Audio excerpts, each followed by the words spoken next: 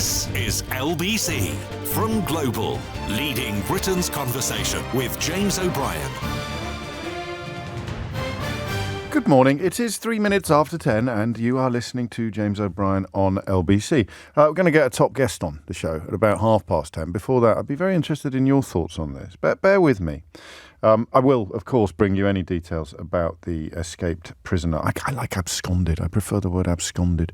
The absconded prisoner, if and when they emerge. The whole of Richmond Park is closed. I've got no idea what that involves. But it's big. I don't know if you're familiar with Richmond Park. You say park and you think of somewhere at the bottom of your road that's got swings and a slide. And, you know, if you're very lucky, perhaps a paddling pool. But Richmond Park is I think that it was essentially a hunting estate for one of the Henrys. And, I mean, therefore you can imagine how big it is. You can gallop around it on horses.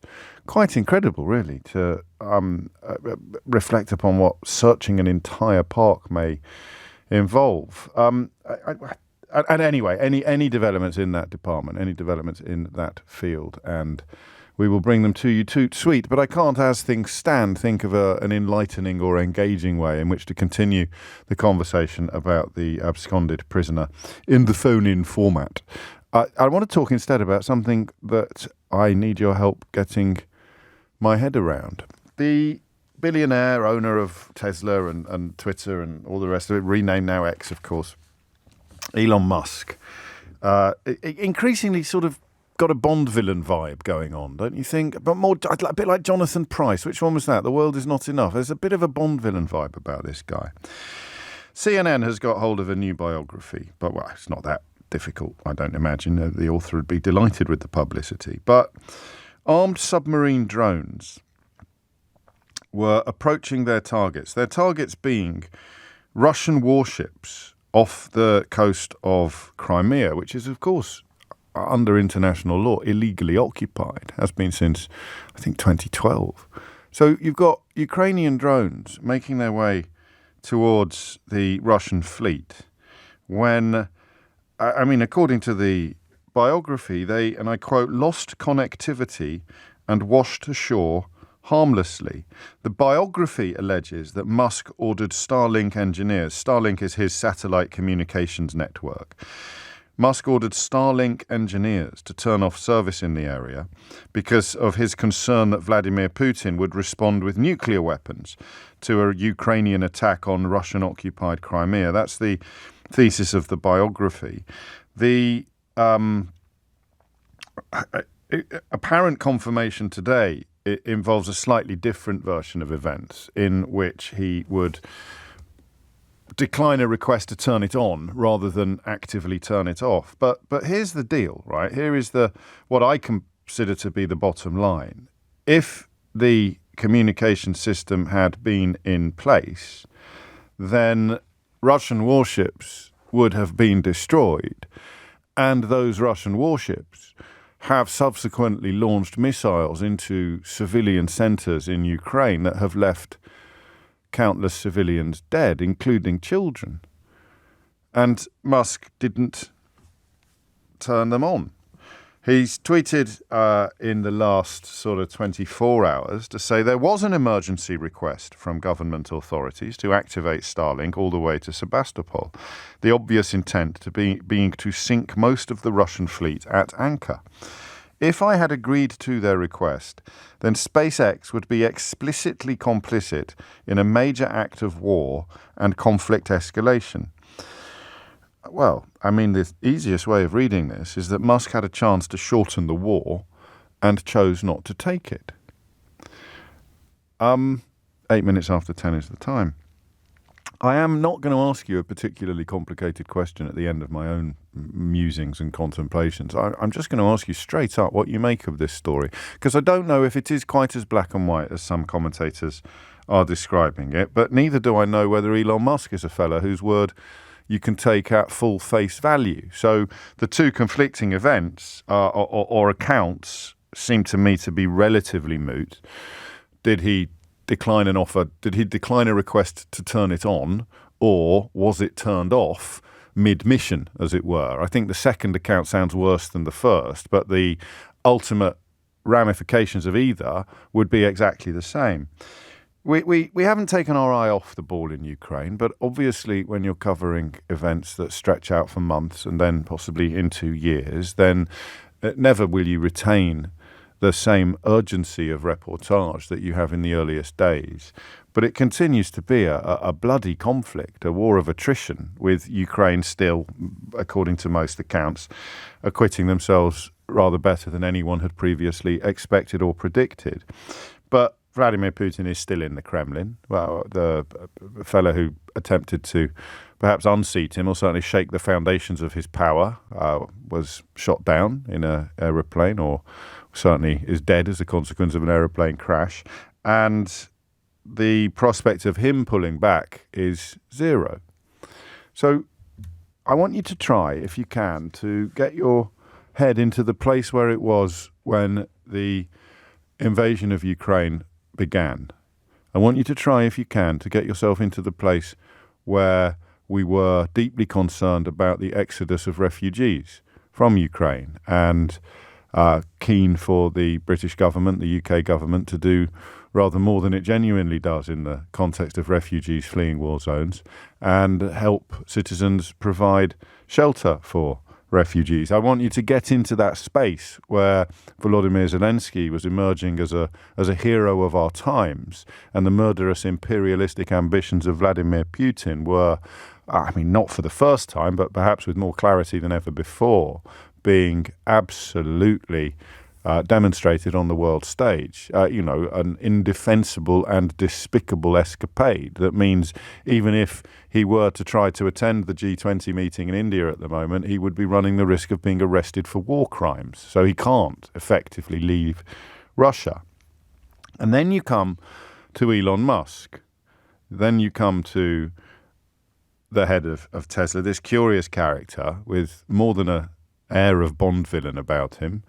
Turned X or Twitter or whatever you want to call it into a place where anti-Semitism and far-right posters have been enjoying rather more attention than they did previously. Having an opportunity to, not even help really, but just to not hinder is how I would describe it. Language is important, and you're more than welcome to pick up on mine. But he had an opportunity not to hinder a mission which would have scuppered much of the Russian fleet, and he elected to hinder. It's interesting this, isn't it, whether you use the word hinder or help. What do you prefer? So he had an opportunity to help, and if you see the word help, if you use the word help, then his defence has some weight. But if you simply say he had the opportunity not to hinder, then it almost carries a different ethical heft, doesn't it? Anyway, either way, he consciously chose to stymie Ukraine's attempt and ability to blow up Russian warships that have subsequently launched missiles that kill children. What do you think of that? That's all. You can come at it from a 100% philosophical, ethical perspective, or you can come at it with rather more understanding of either matters military, technological, or satellite related. I guess that gets fired under technology. Here's the thing. My initial reaction to this is absolute horror. I use Bond villain as a bit of a throwaway line, but actually even that has a little bit more depth than the simple phrase allows.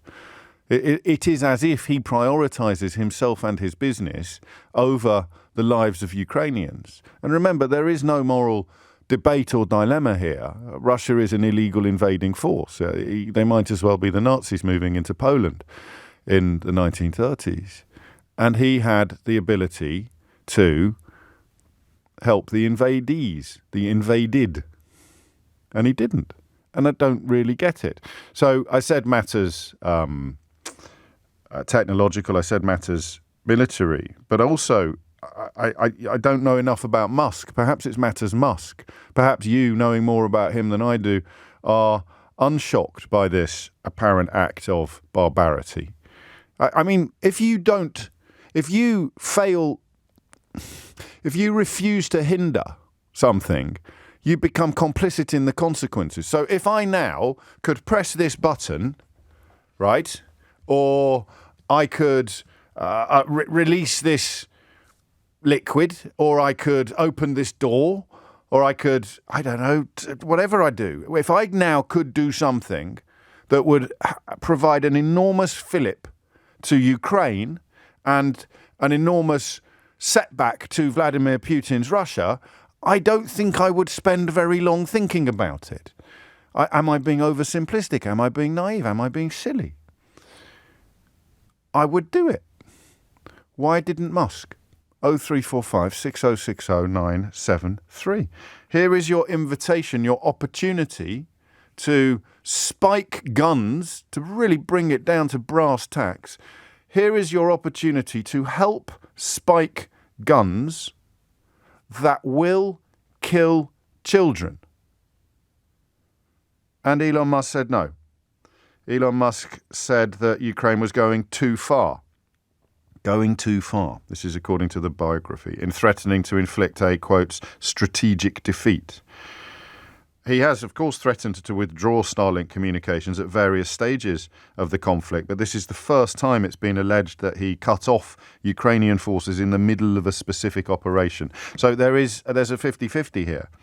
Did he cut it off in the middle of an operation, or did he refuse to activate it all the way to Sebastopol, or does the actual truth lie somewhere between the two? What seems to me to be inarguable is that Elon Musk had a chance to shorten the war and accelerate a Ukrainian victory, and he chose not to.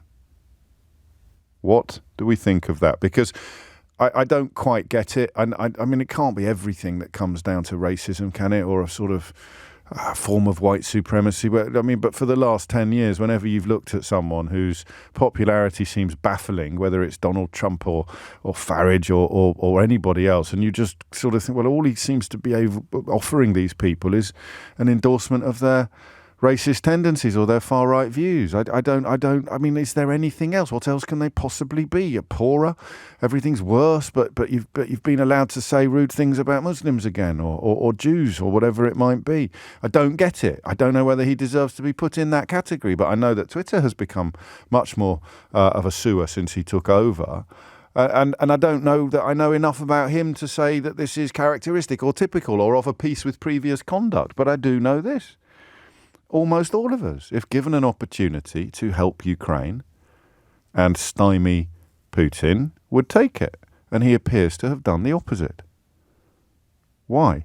0345 6060 973. And what do you make of this frankly remarkable? I wonder if this had happened in that week I was telling you to remember 10 minutes ago, when we were talking for the first time about how Moscow expected Kyiv to fall within the first 2 or 3 days of the attack, and Ukraine was supposed to roll over and it would soon be annexed illegally as Crimea had been previously, and we were going to help with an exodus of refugees. You remember that? If this had happened then, if Elon Musk, this sort of poster boy for what is he a poster boy for exactly? He's sort of Jordan Peterson fans, as far as I can tell, which is pretty terrifying, really. But Elon Musk, in the first week of the war, was revealed to be someone that had essentially helped Russia, or at least failed to help Ukraine, or arguably hindered you. Where would we be then? What would we be talking? I mean, what would have happened then? What would the reaction have been then? Also, as Hazel points out, the reason, I mean, she doesn't use the phrase Bond villain, but it is a private citizen having such power and control over such matters that is the real problem. And she adds, this is why no one should be a billionaire.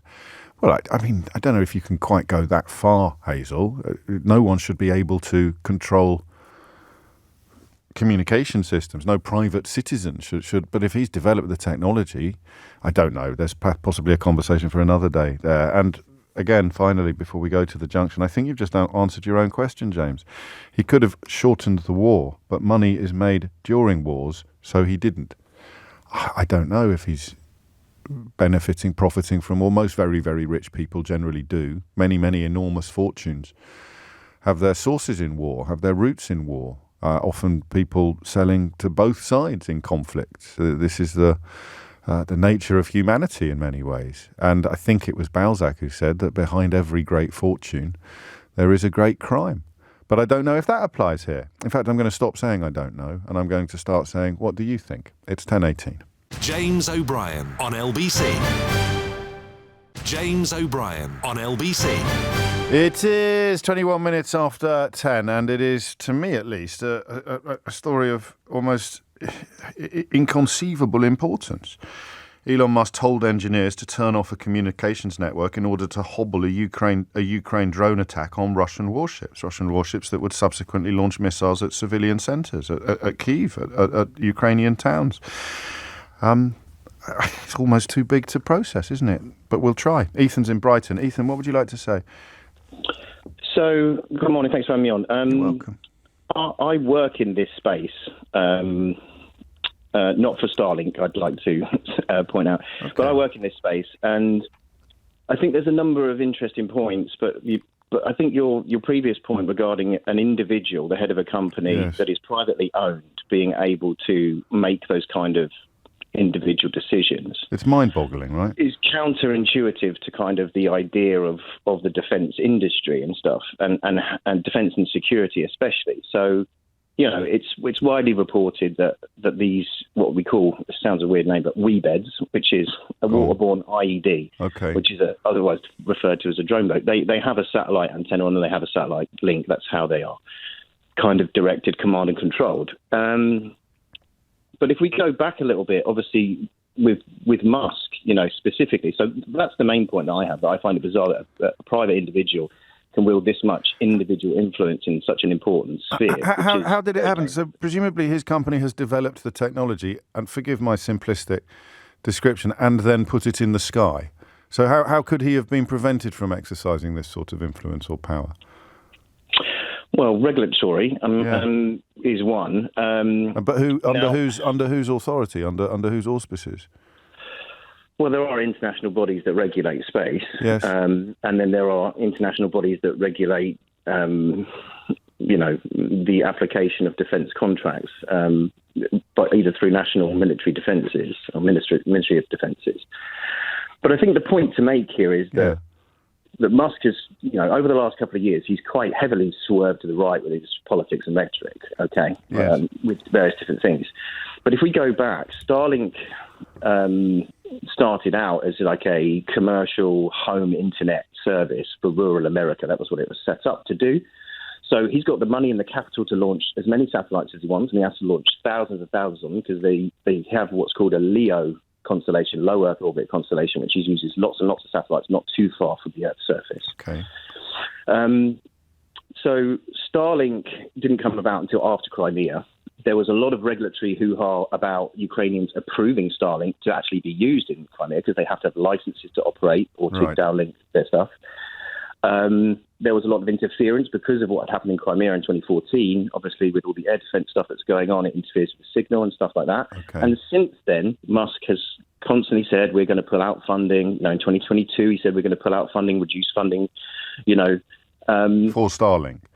For Starlink, for the Ukrainian defence systems and stuff like that. So this could be an escalation of that. It could be a simple fact that they lost comms with, you know, if it was one vehicle maybe, but if it was a whole fleet. He appears to have confirmed it, albeit under a slightly different reading of events, saying that he turned down an emergency request to activate Starlink all the way to Sebastopol. That's his own language. There was an emergency request from government authorities to activate Starlink all the way to Sebastopol, and they didn't do it. So that rules out the possibility of system failure, doesn't it? Well, it sounds like it, yeah, unless they weren't able to support it because of something in the background, but that sounds far-fetched. Why, in two sentences, why might he have done it? I mean, his argument is he didn't want to start a nuclear war. Or see his company explicitly complicit in a major act of war, and yet you tell us they're using Starlink all the time. They have been using Starlink for quite a while. Yeah. That's not to say that they weren't using. So you can take something that's not a weapon and use it, and you know, the Ukrainians have been very, very industrious in taking things, cobbling them together, and making very effective like drone weaponry.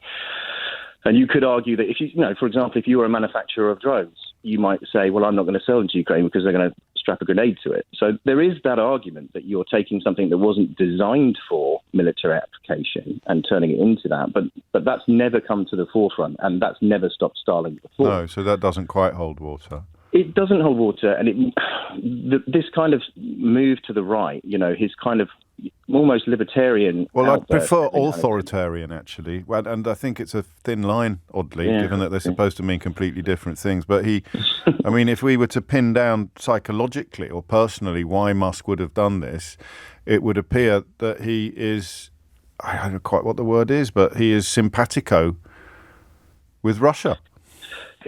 And it's also, again, it's all about the man. It's all about the ego. Yeah. That's why Bond villain is the thing that keeps coming into my mind, because it doesn't necessarily make business sense for him to do it. Right. But not that seems to bother him, because he's got more money than sense, potentially. Course, yes. It could just be a purely egotistical thing that he's trying to place himself in this geopolitical discussion. Yeah. Because he woke up this morning and decided that's what he wanted to do, which is a terrifying thing to contemplate. But that's where my mind went to when I first read about this story this morning. Right.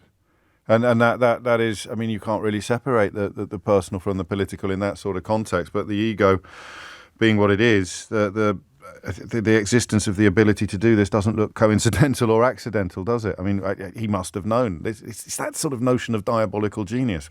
Maybe other people didn't realise, you might have done, but the people who should have been paying more attention didn't realise what the ramifications would be when he started launching these satellites in the first place. Everybody, actually, not just Ethan, everybody. I must have got something right in my introduction, because everybody really picking up, in many cases for the very first time, on the notion of a private sector billionaire manoeuvring himself into a position of veto over military operations. I think that's incredible. I'm pretty good with historical context and analogies and comparisons. And, you know, I mean, things have happened in the past, but I don't think it's ever been so completely private sector. Imagine if Oppenheim had been working for Elon Musk. God, I don't know where that came from. James is in Enfield. James, what would you like to say? Yeah, hi, James. So, I mean, firstly, I'd be framing this in the context of the fact that SpaceX has both received government subsidies initially to set up the technology and get this thing up in the first place. But fundamentally, they're a defence contractor in the same way that a Lockheed Martin or a BAE or any of these other military industrial complex companies are. And therefore they have, you know, essentially signed a contract with the Pentagon to deliver connectivity services to what has been defined by the American government and the British government and most Western governments around the world as a strategically important issue of national security. And so therefore, when you enter into those contracts to provide those services, you shouldn't have the right or the ability to decide on a case-by-case basis when you are going to provide those services. But he does. Sure. So what is he then? Is he supranational? Well, whether his intentions, and I think your last caller hit the nail on the head, you know, it's all about the ego. It's absolutely all about the ego. But I think this is so serious, really, when you have an individual doing this, that it's, and you know, to use a very extreme word, it's almost traitorous, really. And, yes, of course it is. Unless you see Russia versus Ukraine as sort of 50-50, or do you see what I mean? Unless you genuinely sit there and look at this invasion as being something where you don't want to pick a side, then it becomes, in your own mind, it wouldn't be treacherous, would it? But I think if he has that position, and it seems like to a certain extent he does, for whatever reason, it's sort of flirting with Dmitry Medvedev. Yeah, it's flirting with Medvedev on Twitter in a way. I mean, there is some very odd behaviour there. Yes, but if he had that position, then don't take a military contract to provide connectivity services to the US government when they're going to be deployed in that arena. Yeah, it's not quite the same as Lockheed Martin or a military provider, because Starlink has plenty of civilian uses as well. Yes, but he's contracted to the US government to provide it for security services. So it's not like they're taking the domestic. But then you move into the same. Then you move into the same areas that NATO has. The problem that NATO has, don't you? Because you can't. It can't be as a consequence of an American contract that Musk turned Starlink on in Ukraine, because that would involve a breach of NATO rules. That would see the American military machine essentially engaging in an act of war. I think, if I've understood you correctly, this isn't to defend Elon Musk, because as we established at the beginning of your call, he somehow has managed to transcend what you might describe as international scrutiny or international oversight. The idea, just think about this, because, you'll probably be back to being told to get angry about people in small boats by Monday, that there is one man in the world who possesses the power to turn up or down the speed with which the war in Ukraine is over, and he elected not to touch it at all. It's 10:32. Thomas Watts has your headlines. James O'Brien on LBC. James O'Brien on LBC. It is 10:35 and you are listening to James O'Brien on LBC, where we continue to contemplate this frankly remarkable development in the intersection of the war in Ukraine and Elon Musk. Many of you joining me in being more shocked, or as shocked, by the ability of one man, one billionaire, to affect a war of this nature in this way. Almost more shocked than I am by the nature of that intervention, which, according to Musk's biographer, involved a decision to turn off the satellite communications network Starlink as Ukrainian drones approached Russian warships that they intended to hobble. And according to Musk, it simply involved rejecting an invitation or a request to turn on the system.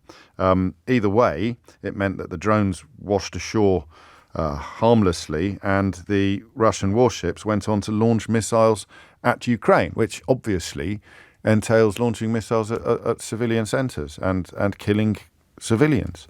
Phillips O'Brien has helped us out with these matters in the past and joins us now, the Professor of Strategic Studies at the University of St Andrews. We kind of knew but didn't know that this was going on, Phillips. Well, I mean, it was widely suspected, but Musk came out and tweeted it today. I mean, you can't deny it when he said, I was asked to do this. I was asked to help the Ukrainian attack on the Russian Black Sea Fleet in Sevastopol, and I rejected that opportunity. Now, he presented it as a non-escalatory move. But actually, what he's done is he's lengthened the war. I mean, it's an extraordinary admission. And there's so many things in that admission when you look at it. One, he admits the fleet was at harbor. So actually, a lot of the sailors wouldn't have been on board, i.e. it would have been the safest place to attack them with the lowest casualties. He's also admitting he's made the grain embargo far tougher. Because what a destruction of the Black Sea Fleet at Sevastopol would have done is force the Russians to get their naval assets out of Crimea. So they would have to pull them farther away, which would have meant the grain embargo would have been far less effective. So world grain prices would have been lower. I mean, the spillover of all of this. And also, he's basically saying he helped protect the Russian fleet, which has been an asset for Russia lengthening the war. So he has lengthened the war, helped the grain embargo, and made a disastrous choice by his own admission. He's not understanding, I think, what he's admitting. I don't know how much of a Musk watcher you are, but why do you think he did this? Well, I've actually muted him on Twitter. But so this was one that people were bringing to my attention. Right. I've never sort of responded to a Musk thing much because I just find him very, very difficult. I have no idea over his psychology, but what seems to happen, I mean, he's very consistent after the opening of the war, when he seemed to be genuinely wanting to help the Ukrainians. Yeah. He's been actually very consistent in wanting to force a deal on Putin's terms. And that seems to be the thrust of what he's saying all the time. Hand over territory, give Putin territory, give Putin a deal. And it could be, the arguments for it are completely inconsistent. On the one hand, it's like, well, Putin might nuke the world. On the other hand, it's like, oh, we need to save poor Ukrainians.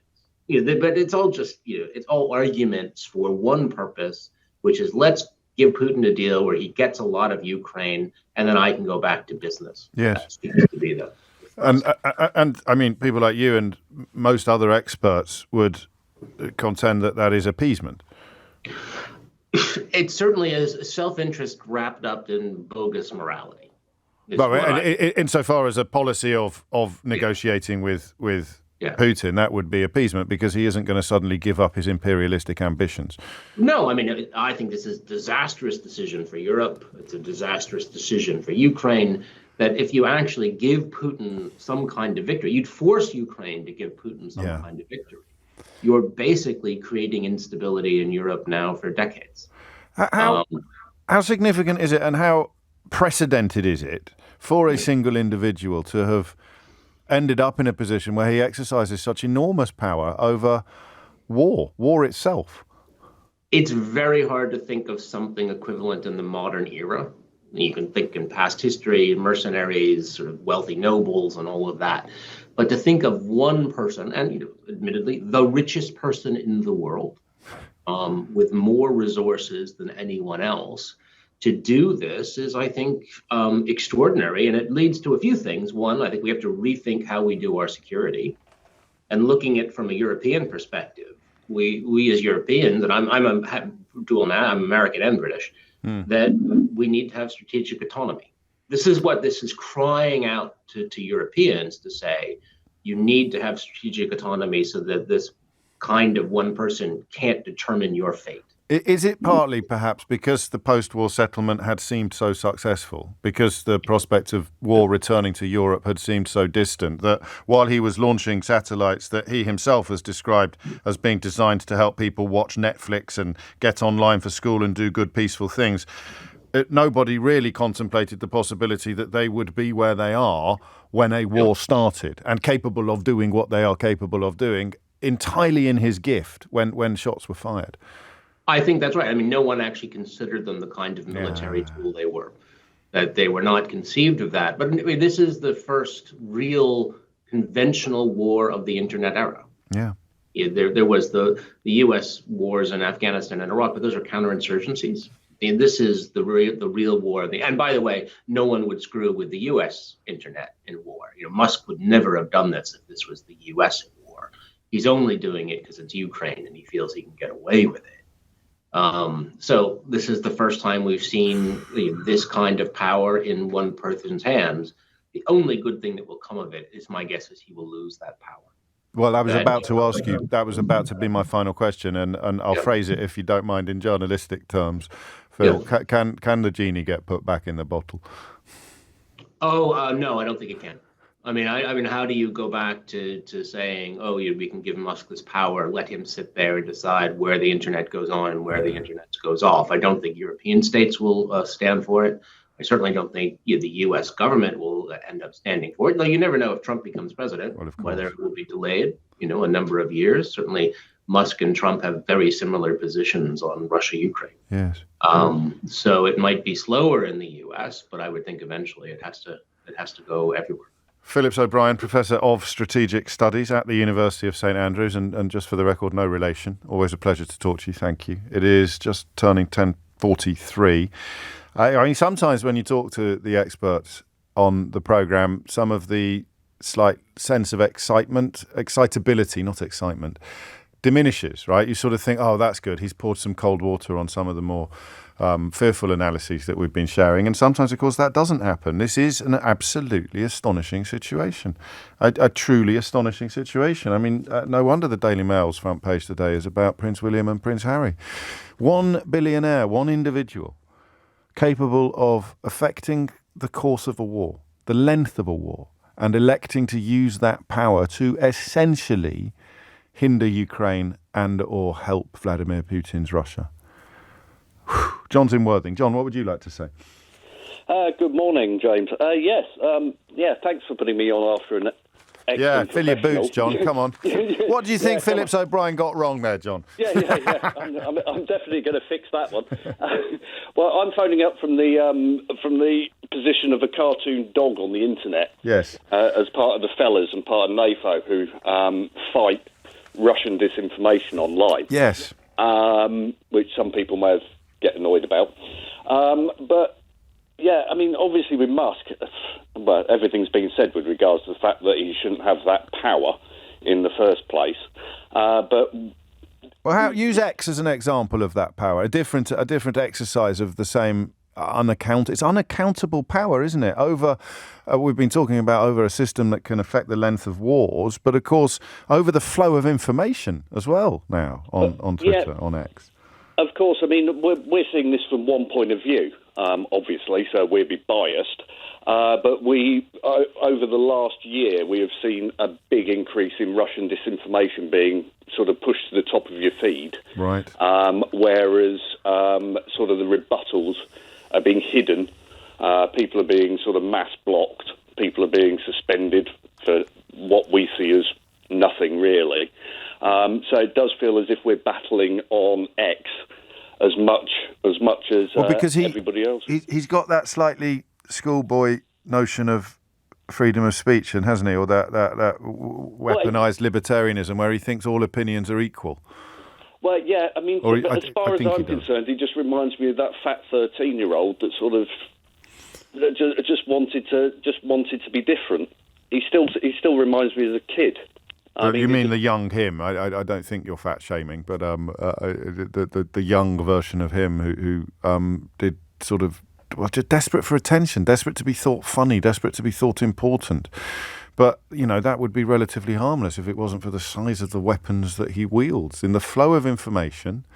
I mean, just stop for a minute, all right? I sometimes think I'm going mad. So controlling the flow of information to millions of people and essentially giving Russian disinformation the same feel and weight as actual facts, on the one hand with X, and then on the other hand with Starlink, controlling the length of the war and electing, under the analysis of Phillips, who is a world authority, but electing to lengthen the war, increase the casualty count, help Russia. 10:46. James O'Brien on LBC. James O'Brien on LBC. 10:49 is the time, and just to compound what Phillips O'Brien up at the University of St Andrews was telling us, Musk did tweet last night, both sides should agree to a truce. Every day that passes, more Ukrainian and Russian youth die to gain and lose small pieces of land with borders barely changing. This is not worth their lives, somewhat overlooking the fact that this would involve Russia retaining occupied land, rebuilding its army, going on the attack again to then take the rest of Ukraine. And there would be, history has taught us, a very high risk of that happening. Also, it's a billionaire pronouncing upon someone else's land, freedom, dignity. It's I mean, under that reading, no war ever should have happened. And tempting though it is to subscribe to that school of thought, well, I suppose you do have to be Jeremy Corbyn not to realise how ridiculous it is. Alex is in Manchester. Alex, what made you pick up the phone? I used to be an Elon Musk fan. I'm not anymore, and a lot of this behaviour is why I'm not an Elon Musk fan, yes. And it's fairly consistent with how he has been for most of his adult life. What's happened to him, do you think? I'm not a Musk watcher, but you clearly are. Were the clues there early that he might be this sort of megalomaniac? Well, he's always been chasing attention, chasing the next headline, and he's always done that to promote his businesses, whether that was the original X.com back in the PayPal days, or the outrageous speed. But he's not doing that here, though. He's not doing that here, is it? This is very different. Well, the thing is with that one, he started off getting a lot of publicity of giving and, deliberately shipping lots of Starlink antennas to Ukraine. And he had photos on his Twitter of a truck full of Starlinks in Ukraine, and he got a lot of hit of that at first. But then it began to clash with his new followers, with his new business partners who are very authoritarian. So there's a lot of Saudi money now in Twitter, isn't there? That's the thing. And the Saudis are about to execute someone for his tweets, I think. Yeah, and that guy had 10 followers, and he had an anonymous account, and somehow the Saudi government got access to his anonymous account. And then Elon Musk also, does the Tucker Carlson thing, doesn't he? So Tucker Carlson, probably the biggest disseminator of Donald Trump's lies, busted in depositions to the Dominion lawsuit for hating Donald Trump, but realising there's still more money to be made in pretending that Donald Trump is telling the truth. I mean, the depositions for the Dominion lawsuit are incredible. The exchanges between Tucker Carlson and his own producer are incredible. Again, nowhere near as widely reported as you might hope. But then Musk decides to put this sort of liar-in-chief and cheerleader for the king of the liars to give them a big platform on his... So, I mean, sometimes you try to understand things that are actually incomprehensible. But if you don't believe in truth, then every opinion is equal. The person who is telling the truth and the person who is telling a lie deserve equal weight. And that seems a bit like what Musk is doing. The big thing for him, the big change for him, from my understanding of it, was when his daughter came out as trans, and he didn't handle that, and he blamed that on left-wing. He blamed that on left-wing things that he found on Twitter. And one of the reasons he brought Twitter was to amplify. What he said was give free speech, was to amplify. That's why he talks about the woke. Twitter. That's why he talks about the woke mind virus. Yeah, he could. Is that where that comes from? Is it? Yeah, he could not deal with his daughter coming out as trans. He just blew him away. And at that point, he just started then.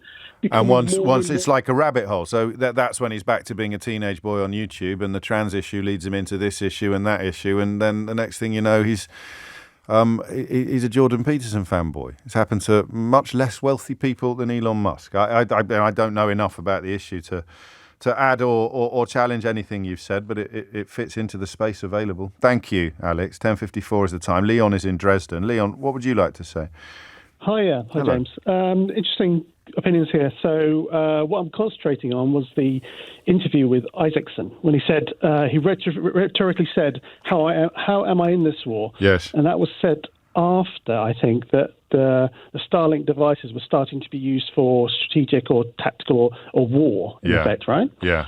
So before that, I mean, lots of people mentioned, I've checked as well, that he was really, 100% behind it. Get these Starlink devices to everybody in Ukraine to see YouTube, whatever, or X, or whatever it is. Yes. But when it starts to go wrong, when it starts to be used in military operations, that's when I think he showed his true colours. I mean, I say true colours, but he's a businessman. He's a CEO. All businessmen don't deal with deaths. Well, no. Most don't. But I don't know if I'm sort of coming across okay, but, a CEO won't deal with, just execution and, shooting people. Some do, but I don't think that, electric cars and satellites to help people watch Netflix necessarily he saw on the horizon finding himself in this position of influence. I think this is possibly a sympathetic analysis of how he ended up in the position he ended up in, but not a sympathetic analysis of what he's done now he's found himself in that position. No, because he's panicked. I think he's in a panic situation because he's asking lots of rhetorical questions. But he also thinks he's a genius. Starlink. I don't. No, but he does. I don't. Oh, yes, of course, because you've got that sort of mindset of a... You could almost see him putting his little finger in the corner of his mouth, couldn't you, when he's contemplating something? Yeah, $1 million. Yeah, exactly like dollars. Yeah. But he is just an aggressive, short-term sort of focused person. So when the job's finished, he goes on, moves on to the next one, and leaves some people to figure out all the details. So this is when he's done something off the cuff, gone off to do something else, and now it's come back to haunt him. That this is now being used, this stuff is being used, and he's trying to make the stockholders, inverted commas, happy with his decisions. So that's my opinion. Up to the point that you sort of wonder how you see the decision to deliberately lengthen the war as somehow contributing to curtailing it. And I guess that thing, it's such a cop-out, this, which is why I mentioned Jeremy Corbyn a moment ago. I just wish both sides could come to some sort of peaceful solution.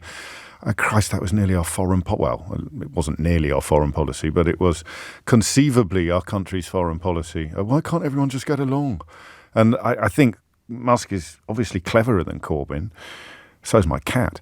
But the cop-out nature of it is exactly the same. He's found himself in a very difficult situation, and he is avoiding making difficult decisions by coming out with a meaningless platitude of why can't they all just get along? And that leads him into the position where he can't make a conscious decision to shorten the war because it would involve picking a side. And he subscribed to a school of thought philosophically that has to see all sides as being equal because his freedom of speech shtick has been lifted almost wholesale from the darkest recesses of Twitter.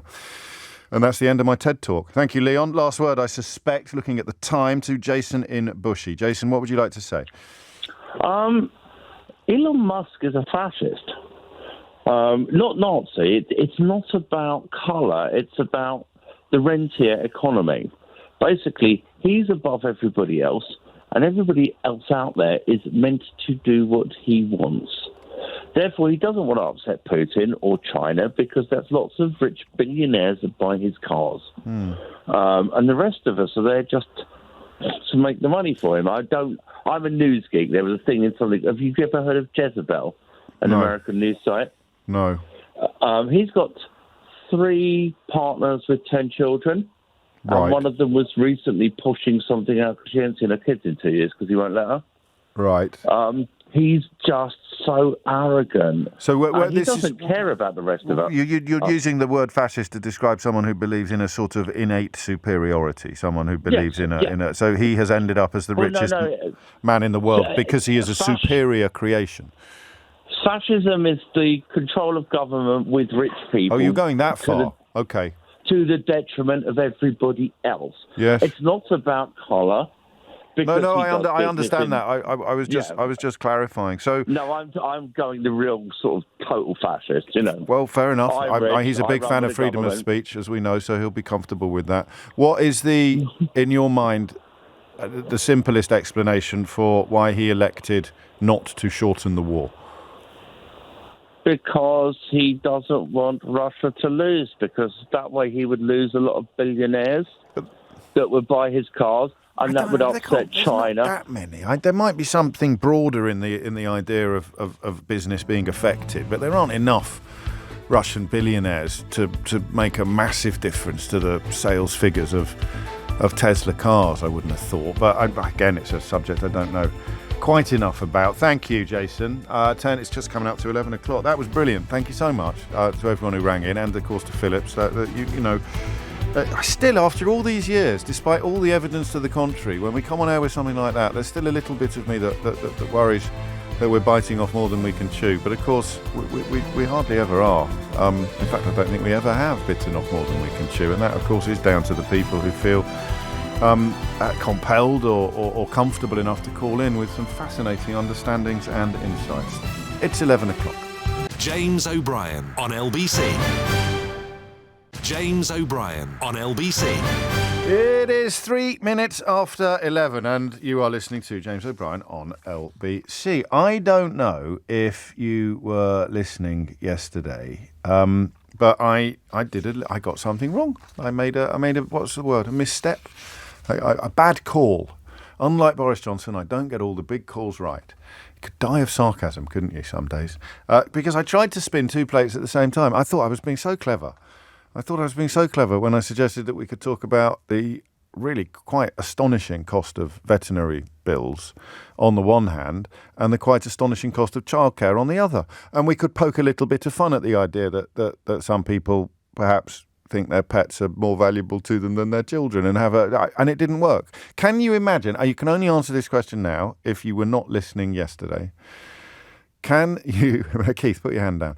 Can you imagine why it didn't work? The phones went absolutely bonkers, as they usually, but don't always do, of course. Anyway, quality is more important than quantity. Can you imagine why it didn't work, despite the switchboard exploding? If you weren't, can you imagine? Have a think. Go on. So what I tried to do is do 2 topics at the same time, which is always a little bit risky, but this was, I thought, an open goal, absolute shoo-in. We'll do 50% on how much vets cost and 50% on how much childcare costs. Switchboard explodes, absolute disaster. It was great radio and the phone-in worked, but the plan to do 2 topics didn't work. I've given you so many clues. If you haven't worked it out by now, then frankly, I don't know if there's anything else I can do to help you. For reasons that I don't understand, There were so many calls in the first 5 minutes about veterinary bills that nobody ringing in about childcare costs could get through. The switchboard filled up. Let me describe to you how it works. I sort of have 10 blocks in front of me, each one representing a phone line, and they fill up with someone ringing in. And I can watch it happen. I can physically watch it happen. And you couldn't get back through for a whole hour. You couldn't have got through because every time I said goodbye to someone who'd been ringing in about veterinary costs, in that nanosecond of time available, someone else rang in about veterinary costs. I think there were a couple of childcare costs, but the producer decided they weren't very interesting. So it failed miserably because nobody who wanted to talk about childcare costs was as quick with their fingers as people who wanted to talk about veterinary costs. So I want to make something absolutely crystal clear. Do not phone me about animals between now and 12 noon. I do not want to hear it. I think we'll be returning to that subject because there is something I suspect going on, and there is indeed an investigation into whether there is indeed something going on. But I don't want to talk about that. It was a mistake of mine because I am genuinely fascinated by what the hell has happened to childcare costs. I think part of the problem is the window in which they really matter is quite small, isn't it? Most of us, and don't text me to say, actually, I've got 11 children who range in age from 44 to 3. Most of us have our children in a relatively small window. Usually there's a 2-year gap if you've got 2 kids. If you've got 3 or 4 kids, maybe you're covering an 8-year window. Most of us have a relatively small window of childcare. We can, I think this is crucial, we can see the light at the end of the tunnel. Maybe that's part of the reason why this does not get the what was the word I forgot yesterday when I was talking about oh, come on, what's the word I want? Engagement, anyway, it doesn't get the consistent, sustained attention that it deserves because your investment in it is quite brief and by definition temporary. Your child and or children will soon pass through this period in which this phenomenon is so live for you, so urgent. So that's the challenge, isn't it? Is to oh yeah, whatever, James, we got through it. It's all over now. Kids are at school. Kids are grown up. Kids are left home. God, childcare costs were crippling when I was young, and they're crippling now. Yada yada yada. It will soon pass. It's insane now. It's absolutely insane. As a piece in the I newspaper by a journalist called Hannah Fern talks about her stomach lurching as she opened the email. The manager of her daughter's nursery was reluctantly informing me that due to the cost of overheads, including energy bills and food prices, their rates were going up again. I held my breath as I clicked on the attachment which provided a personalised invoice. And there it was. Going to work is now costing my family £949 a month for only 3 days childcare a week for just one child. The headline is actually incredible. It's incredible because it is simultaneously striking and completely feasible. The headline on this article is, would I have been able to justify starting a family if these had been the costs involved 10 years ago? It is, she writes, an existential problem, the extortionate cost of childcare, because at some point, if things continue in the current direction, people are going to elect not to have children at all because they cannot do the sums. Thank you, paying more attention than I was to my own programme yesterday. The word I was looking for indeed was charged. Why is this not a more charged issue? My first answer to that question is the length of the tunnel. So if you were paying £949 a month for only 3 days childcare a week for the next 20 years, I think that the actual weight of public opinion would have fixed the problem. I think that the pressure put on politicians to fix this would be so immense that it would be fixed by tea time. Because you're looking down a 20-year-long tunnel and you cannot make ends meet. But because it is a 2, a 3, a 4-year window, or a 5, a 6, a 7-year window, it's finite. That is why perhaps the pressure is not brought to bear on the politicians in the way that it clearly needs to be. And it is hugely sexist as well. It's hugely discriminatory because, again, most, not all, so don't text me to say, well, I am a man and I look after children. Most arrangements will involve the woman a female partner dropping out of the rat race during the early years, the intense years of child rearing. So if you don't keep your foot in the game, then you run the risk of never recovering your earnings again. If you want to keep your foot in the game, then you are essentially working in order to just sort of keep it afloat. You don't make any profit from your job. You don't have any money left at the end of the month as a consequence of your work, because it almost all goes directly to the nursery, to the childcare. And I don't get it. I don't understand. I can't quite do a topic of why do we put up with this, because the answer is we have no choice. But there are 2 or 3 questions here, and I've stumbled across the first one, which is that the numbers are so utterly ridiculous, that you would expect this to be a much, much bigger issue than it is, a much more charged issue than it is. Every now and then, a story like this comes along. Everybody has a sharp intake of breath. Most of us congratulate ourselves of not having been caught in the crosshairs of the current situation. And everybody who is in it just sort of sighs exasperatedly and dreams of the day when they're out of it. How have we ended up in a situation where presumably hundreds of thousands, if not millions of people are going to work in order to pay for childcare and have next to nothing left over at the end of the month? So I like the broader question. I always like the broader question. We will zone in on the detail in just a moment. But how has this happened? Either logistically or even philosophically. How has this happened? How have we ended up in a place where it costs you your own income to pay for your child to be looked after? There's almost a breakdown in logic here. But I need your help in pinpointing it precisely. 0345 6060 973. It's a very good point already coming in. If it's less of an issue, James, or it's less charged because it's seen as a woman's problem. If men took on responsibility for primary care, it would be very different. It's a bit like menstruation, isn't it? You know, if men had periods, then the amount of money that would have been spent on medical research and the free provision of sanitary products would be, well, it'd be taking a bite out of GDP, but they don't. It's women, so you just have to crack on and get on with it, girls. That's me being sarcastic, by the way, just for the avoidance of doubt. But I think you're right. If it was men who were caught in this conundrum, if it was men who had to essentially choose between working for nothing or... And more men will be, of course, because you're approaching this now as a double act, but it is almost always the woman upon whose shoulders the bulk of the burden will land. So why? And I don't really want to ask you this question because it must be an almost inconceivably difficult situation in which to find yourself. But are you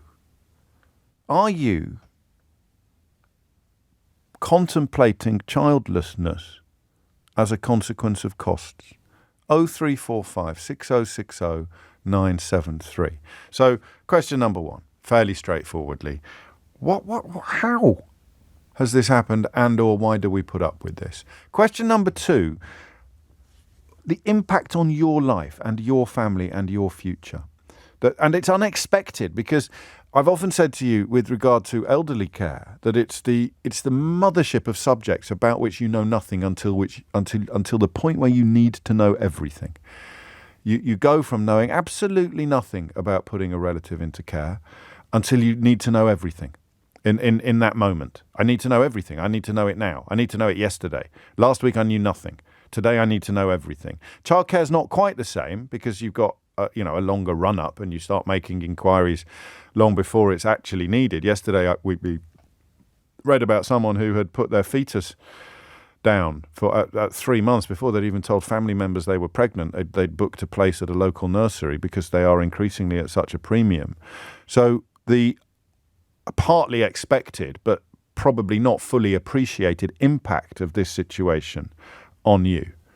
I genuinely find it incredible. And when my oldest was born, we were in quite a different place from where we are now. We've had an amazingly, I've been very, very lucky over the last nearly 20 years work-wise. And so we're in a much stronger position than we were then. But when I look at these numbers and I think about what our income was and what we were doing, £949 a month for only 3 days childcare a week. So you've gone down to 3 days at work when you were previously full-time. And what you're earning by the time the taxman's had his bit, by the time your income tax has been paid, what you actually have left at the end of the month is almost all going directly to the people looking after your child. And I genuinely don't get it. If you hit the numbers now, you will get through. And I notice a lot of men ringing in, and that's good today. I'm fine with that. I want a good mix. I'd say it's about 30% men. Normally on a subject like this, the way I've set it up, I say, oh, don't ring me up if you're a bloke. But no, because this is a family issue. This is a family issue. And the finances of it are utterly, utterly bonkers. They're broken. Crikey, under my glorious rule, first thing I do, however much it costs. For all the shtick he gets, you look at Sadiq Khan, you look at the Mayor of London. Two big things he's done in the last month. He's brought in ULEZ and he's brought in free school meals for every kid in primary schools in London. Those are big, bold political steps, whether you approve of them or not. If you want politicians to do things, then you'd have to acknowledge that they are big, big things.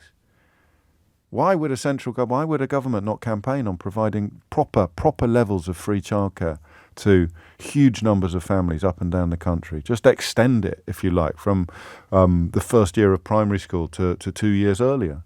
It would be hugely expensive, but it would also create jobs, and everyone would be paying for it. And, of course, anybody objecting to paying for childcare and or education is, by definition, an idiot, because educating future generations is probably the single most important thing you can do to safeguard the health of future economies. It's 17 after 11. Hit the numbers now. You will get through.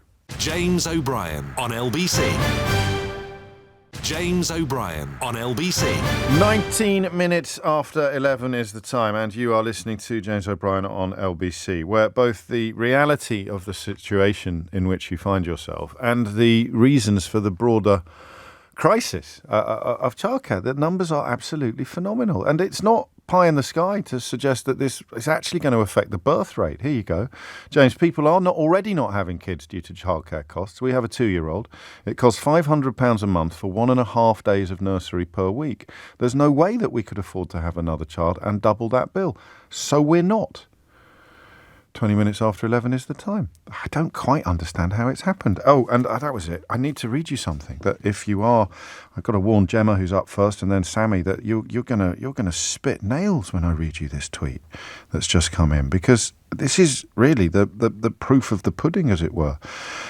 Hugo is in Austria, where he runs a rather lovely bed and breakfast, and he's tweeted me to say, I'm flabbergasted. Here in Austria, I would pay €66 per month for 3 days with flexible hours between 7 a.m. and 4 p.m. Lunch is an extra €4.50 a day. €66 for 3 months. Hannah Fern, writing in the iNewspaper yesterday, describes £949 a month. What have we done to deserve this? As Neil Tennant once so pertinently asked, almost. Gemma's in Beckenham. Gemma, what's going on? Oh, hi, James. Thanks for taking my call. You're very welcome. So I have got 2 children and I work full-time in the city for a predominantly male environment. Right. And I've had to increase my working as the children have got older, so that's great. But There's still the wraparound care even when they're at school, which costs money, the after-school clubs. Yeah. The before-school clubs. And as you were saying earlier, it's predominantly the woman, the mum, who has to dash off from the office to the school for, wraparound care. We're talking 5:30 where, my colleagues will work till 6. Right. And there's still that stigma, I think, as a working woman in the city that you're kind of, you're going to get your kids now. There's that kind of... And as I was saying to your producer, we had an email that came out on a Thursday, that basically a blanket email across the board to say from next Monday, we now want everybody in 4 days a week in the office with optional work from home on Friday. There's a lot of that coming out now. We may do it in the next hour, actually. You've just given us an early taster. Quite a few companies are now laying down the law on this, which presumably makes a much bigger difference to you than it does to many of your colleagues. Exactly, because a lot of them, not all of them, but a lot of them have got wives who do not work and are full-time stay-at-home mums, which is great. But for people like me, I can't afford to do that. So for me, going from 3 days working in the office to 4 is huge. Yes. It's massive. And I just think, it's really, really tough. Whatever you do, I've done the 3 days. I was paying over £1,000 for my son to be in nursery when he was a baby. He had to go back at 9 months old, and we had to put him in to a nursery in the city and all commuting in the morning so that he could be near us. And then you could pick him up. Exactly. So it's what do you think? Why? How do you explain it? So listen, here's Hans in Austria listening to this, paying €66 a month, and that's flexible between 7 and 4 p.m. Yeah. So you don't need any wraparound care at the start of the day. But how does it happen? How have we ended up in a situation where you're paying? I mean, nearly. I'm very bad at maths. You're the one in the city. Whatever you have to divide 1,000 by to get 66. It's a lot, isn't it? Yeah, yes. Yeah. How does that happen? How have we ended up at this with the dirty end of this particular stick? I've got no idea. No idea. No. And as I say, in my team, we're all women, and I'm the only one with children. So I think that says quite a lot as well. Crikey. Because I do think a lot of people are choosing career over kids because of the money. And it shouldn't be either or. It shouldn't be No. either or. And of course, I turn on your telly this time next week and there'll be some, or turn on a different sort of radio phone-in show and there'll be some half-wit saying, well, if you can't afford children, you shouldn't have them. And you're talking to people potentially with 2 decent salaries, such is the state of the childcare crisis. Gemma, thank you. Sammy's in Chelmsford. Sammy, what would you like to say? Hiya. Sorry, a bit nervous. Oh, it's only me. I know. So I've got 3 children. They're 6, 9 and 11. Right. I came out of full-time care when I had my second child, just purely because of the childcare costs. And, obviously that's sort of 6, 7 years ago now. And we did have family helping us as well, but it didn't make financial sense to work and bear that cost. Yes.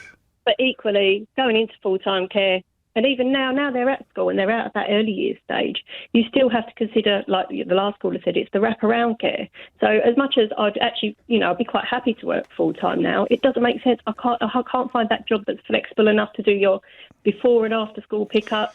I'm not paying for sort of childcare for free of course. Children. That of course, it's prohibitive. It's prohibitive. Yeah. I wonder, it's almost sometimes as if the system of work that the employer really hasn't caught up anything like as much as they need to with the fact that both parents, if it's a 2-parent family, both parents now work. And if it's a 1-parent family and mum or dad wants to work, then you can pretty much double all of the problems that we're describing here as 2-parent families. Yeah, definitely. And them. there's also that you also have to sort of look at, if you've been out of your career for a while, it's trying to get back in. You're almost starting from the beginning. So your wage isn't going to be particularly high getting back into it.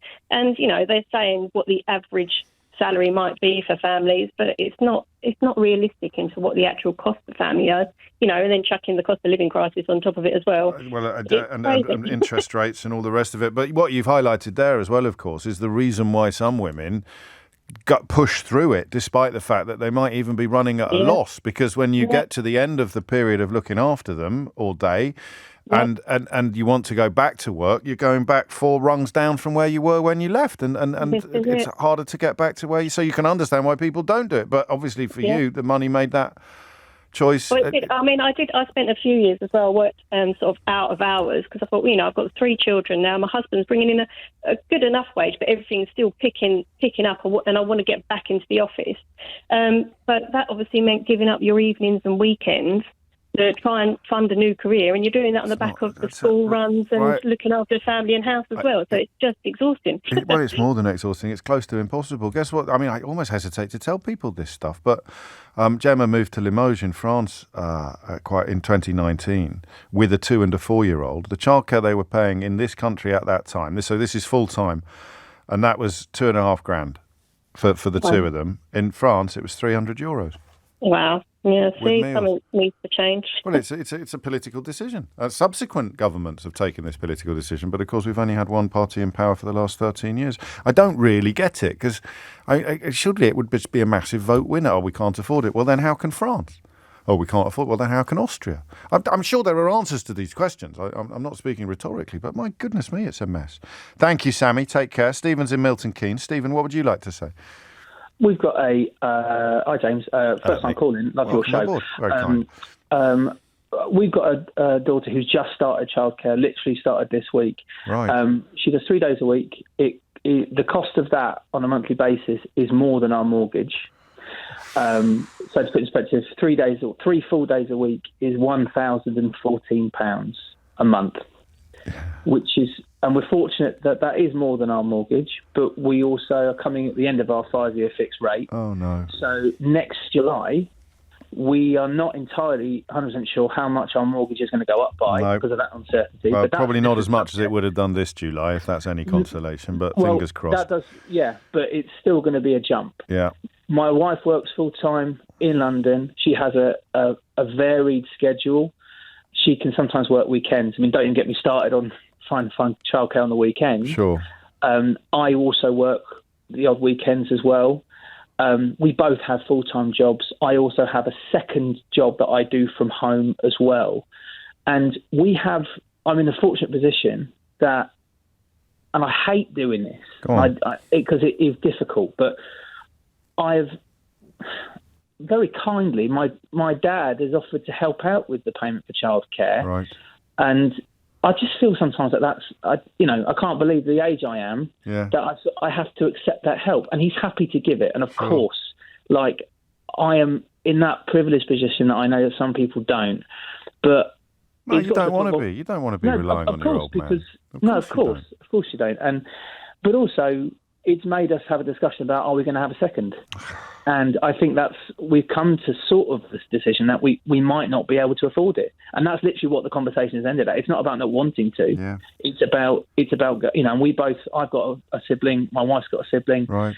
And it's that point of, can we risk that, because who knows what will happen in the next 5-10 years. Why do you think it's not more charged? Because I don't know if you heard my theory that because the window you're describing is quite small, but you've added an extra dimension to it actually, because it might be a small window, but it could be the difference between you having another baby and not having another baby, between your little girl growing up with a sibling and not growing up with a sibling. I'm not saying one is necessarily better than the other, but your choice is being taken away from you effectively. So even if we only endure the epic costs for a relatively small amount of time, that the implications and the ramifications actually can last a lifetime. So just and listen, I've not come up with much, so there's no embarrassment if you can't answer this question.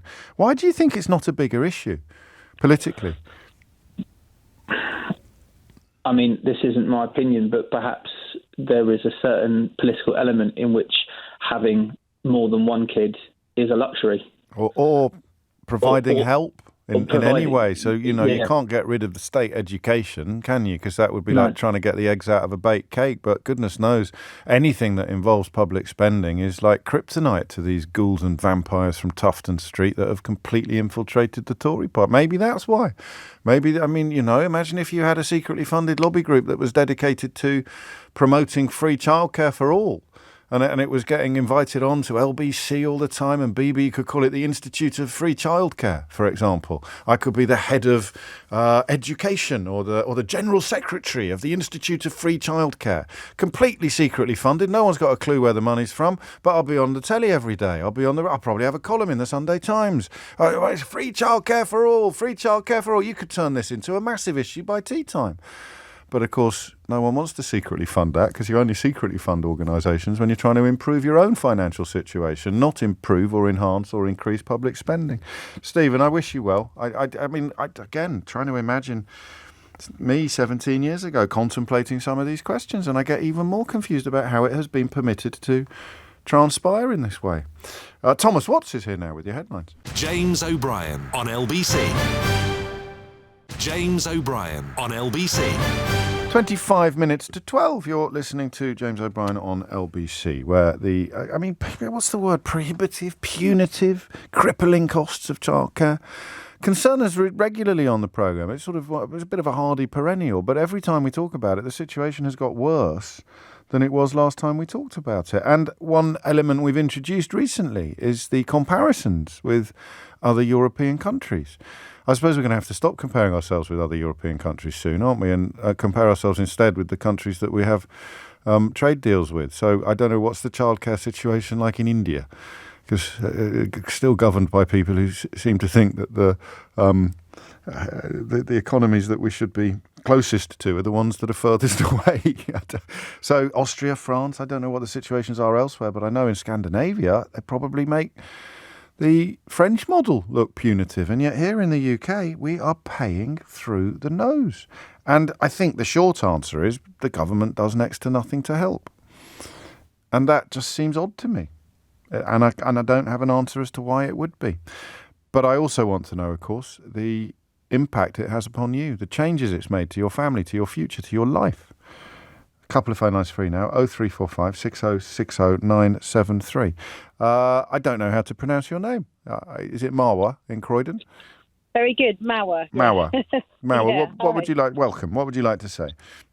So I was in full-time employment in quite a good role. I have a law degree, so and have qualified, so that probably gives you a bit of an idea.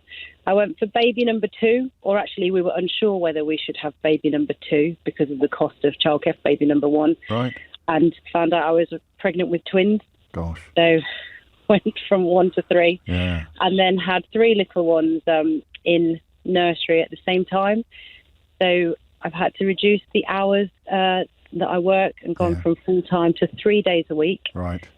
Because the cost to have them in nursery was £1,500 a month, and that's for only 2 days. And now I have 2 other jobs on top of my current role. So I'll do my normal role, pick up the kids, and then my husband will come home and I'll go back out to work again. Good grief. And then on the days off, I'll also look after the kids and do some more work. But I think what we also don't really think about and talk about is how the gender pension gap starts to fall into play. Because you're not doing your contributions. Absolutely, and your contributions have gone down from 5 days to 3 days. Yeah. And we do this for a prolonged period of time. So it's not just the here and now, it's actually our futures, in the long run. And I'm married, and hopefully we stay together and all of that. But if that doesn't happen, then, it's not just, my life that will change now. So, this is another reason why my lazy answer to the question of why we put up with it has not really lasted very long. You've got the possibility of not having another child. Yeah. And you've got the possibility of having your pension scuppered or measurably diminished. I mean, it's still a relatively small window, but how easy will it be when the twins have gone to school for you to slide back into 5 days a week work in the job that I presume you prefer to your side hustles? Well, interestingly enough, I would say now I don't. Oh, okay. Well, that's nice then. Every cloud, eh? I mean, about it. It's more because so I could slide back into the role that I'm in and go up to 5 days a week. However, there's already people who I was, more senior than, and I've always been quite career driven, who have now exceeded me. That's tough already as well. From the time off. So it's like a soft penalty, isn't it, rather than a hard penalty? Absolutely. So I think what I'll be looking to do is build up the work that I'm doing around that. And strangely enough, I've started doing equality, diversity and inclusion consulting to speak just about these issues. So, yes. Oh, you can hear one in the car. Well, no, I can just to prove it. And briefly, Mara, if you're not too busy juggling, how do you think this has happened? When I tell you what the score is in France, or when I tell you what the score is in Australia, Paige was paying $500 a month full time in Minnesota. But that's not that. So America's probably more close to us than other European countries are. Have you got any clue as to why we have almost sleepwalked, as Richard puts it, into this situation as a country? I think that's a big question, and I don't want to go too much into my thoughts of the government, but I honestly think that they're just so out of touch with what life is like for women and just for real working people. It's unbelievable how little they know about, or in my opinion, care about what just what the normal. I don't want to call it the daily grind, because it's family life. It's just the normal existence. The quotidian, I think, is the fancy word for it. Mawa, thank you. And to read out Richard's tweet in full, we've sleepwalked into this childcare crisis as more and more households have become two adults working rather than the traditional housewife role. We've got 11-month-old twins and pay £120 per day, 3 days a week. I've had to drop a day as a teacher to save money. To save money. You're doing less work. That's absolutely counterintuitive. It's absolutely bonkers. Here's a good point, and it's usually me that makes this point, Becky. Well played. Childcare doesn't get the attention, perhaps because it's people who are working, so they can't be demonised unless they claim benefits, and the Daily Mail isn't interested in talking about social care unless it's to demonise the recipients because of ideology. I suppose that would be the only way you could inflate this story is, but I don't even know how you could do that, actually. So, and Alexander in Maidenhead says, I don't think free childcare would go down very well with those who don't have children. You mentioned the lady receiving 3 days of childcare, £900 a month. It sounds reasonable to me for good childcare. Maybe you don't agree, says Bridget in Maidenhead. Well, I'd hate to break it to you, Bridget, and you might want to sit down before I tell you this, but people who don't have children are already paying for every child in the country to be educated. So the idea of just extending that a few more years backwards in order to ensure that we have, a fluid, well-run economy strikes me as absolutely blindingly obvious. But you do you. Saskia's in Tooting. Saskia, what would you like to say? Good morning, James. Hello, Hi. Saskia. Hello. I'm coming at it from a completely different angle. I'm a childminder in southwest London, know many childminders and nurseries. Yes. And these are not extortionate costs, as you've just read out. Finally, somebody's saying something sensible. That is not an extortionate cost. What is for it? your child? £80, £70 a day to be in childcare, nappies, wipes, food, excursions, all the I think the thrust of the conversation is, this is why the comparisons with France and Austria are so pertinent. The thrust of the conversation isn't about the job that you do not being worth what you pay. It's about the absurdity of it coming... You're calling them extortionate. They're not extortionate. No, if you'd let me explain, then we can avoid these crossed wires. So no one is saying that the amount of money being paid for the childcare is extortionate. What's extortionate is the fact that it's coming out of the pay packets of mum and dad, whereas in other countries the government is picking up the huge majority of the bill, while the total bill remains the same size. Okay, but that's not been the thread of what you're talking about yesterday and today. Well, we talked about vets yesterday. Extortionate cost, because you're putting costs on it of this much for that many days, this poor person's paying that. It's not a luxury to have a child.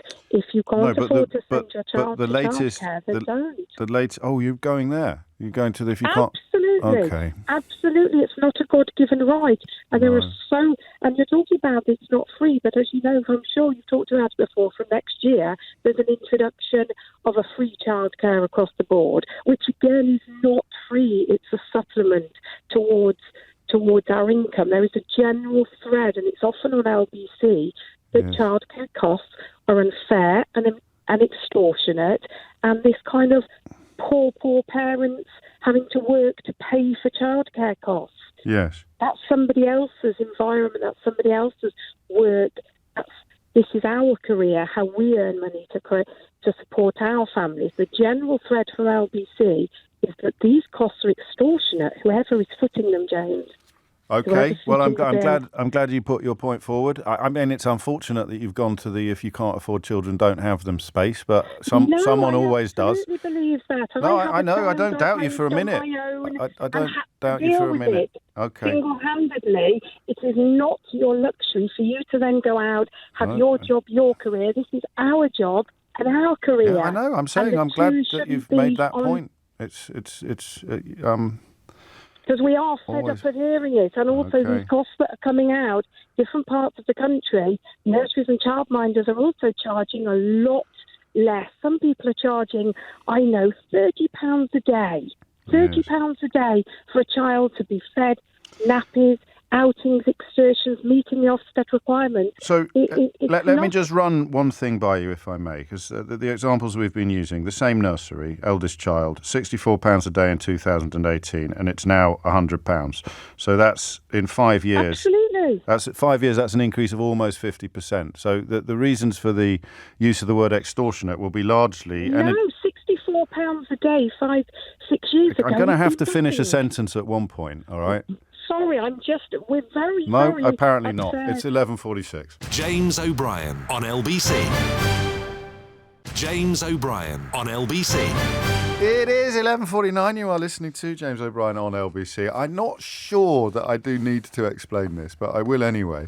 If your childcare goes up by 50% in the space of 5 years, then at the beginning of that process, you could afford it. And at the end of that process, you can't afford it. So to factor into the mix the idea that if you can't afford to have children, you shouldn't have had them, poses the question of what do you do with the ones that you could afford to have when childcare was affordable, now that it isn't? Is there a place you can take them? Do you hand them in at a depot at your local? Get them a job with the local chimney sweep? I don't know. That is, of course, why it is such a pertinent question to ask. How come in Italy now? I've heard from Italy, in France, in all of the comparable European countries, the cost of childcare for parents is a fraction of what it is in the United Kingdom, and why that might be is a question for the ages. 03456060973 is the number you need if you can answer it. But Fraser Knight is here, LBC's reporter, has been looking at some of the broader issues brought into play by the escape of this prisoner, Daniel Khalif. Fraser, what have you been looking at? You're right, James. Of course, the escape of Daniel Khalif has brought into this debate, the wider issue of prison capacity. For months, really, we've been hearing about how few spaces there are in prisons. And the figures out today show that that's still a huge issue. 987 spaces is all we have in our prisons for anyone to move into. But LBC's analysis has shown that of those, there's fewer than 200 spaces in Category A prisons. Now, they are the maximum security prisons that are often reserved for the most serious crimes. If you're looking at murder, manslaughter, attempted murder, or sexual assaults like rape, and those sorts. And just for a bit of context, with 189 spaces in those high security prisons just now, that's about the same as the number of charges brought against accused rapists every month in this country. And it just shows how little space there are in prisons. Of course, Daniel Khalif's escape has brought around questions over whether he was in the correct prison, Category B prison at HMP Wandsworth, whether if you're awaiting trial for terror offences, whether you should be actually in a higher security prison. It really has just brought that right into the debate. The review, of course, underway. So it raises the possibility that a terror suspect is in a less secure prison because the space is needed for prisoners who may be deemed more of an immediate risk to the public or more in need of high security. Well, of course, there's always the consideration that's made by judges who look at not only the crimes in front of them, the risk that might be there of someone fleeing the country if they have the opportunity to do that, if they're allowed out on bail, but also that prison capacity issue. I mean, every day almost I'm sitting in courtrooms where I hear judges talking about the lack of space in prisons when they're considering sentencing, when they're looking at the length of terms, but then also that consideration needs to be brought in when you're looking at where to put prisoners. So if you're in a space where you have 189 spaces available in those maximum security prisons, you're going to be weighing up those crimes that are in front of you. Do you put someone who's waiting for trial on terror offences into one of those spaces, and then the next day you've got a serious murderer, a serial killer who comes along, and they absolutely need to be put into those high security prisons? Fraser Knight, many thanks indeed. There's no updates, I presume, on the Daniel Khalif investigation. We know there have been searches. Richmond Park this morning in London was among them, but no confirmed sightings so far. We've heard, some activity. It's incredible, coming. That, isn't it? It is. And actually, yesterday I was speaking to Commander Dominic Murphy from the Counter-Terrorism Command, and he was talking about the ingenuity that Daniel Khalif had shown in his escape, managing to evade any sightings as a part of that. He says that he is a very resourceful man, and it's rare that we would, have such a wide public appeal and no confirmed sightings on the third day of him being out of prison. Well, keep an eye on it for us. I'm We sure will. you will. Thank you, Fraser Knight. 11:54 is the time. Fraser, of course, an LBC reporter. Another LBC reporter has done another cracking job. Emma Core. I don't know if you're across this story. You can see it at our website, lbc.co.uk. But costing so far over £500,000 they've spent on the empty barge that, of course, the asylum seekers couldn't inhabit because of the discovery of Legionella. I'd go for £500,000. Funny what the newspapers choose to get angry about and don't, isn't it? But there you go. Have a look at that story at lbc.co.uk and indeed at Fraser's investigation into Category A prison places. It is 11:55. Back to the extortionate cost of childcare. Chris is in Bromley. Chris, what would you like to say? Good afternoon, James. Thanks for taking my call. You're welcome.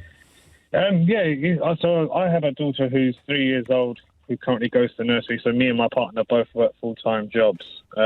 Also, what's not taken into consideration, it's when there's things such as bank holidays. So my daughter goes to the nursery Monday, Tuesday and Wednesday. And what's not taken into consideration when there's things such as like bank holidays on a Monday or there's a Ofsted report. We still have to pay for those days even though we're unable to send my daughter to nursery.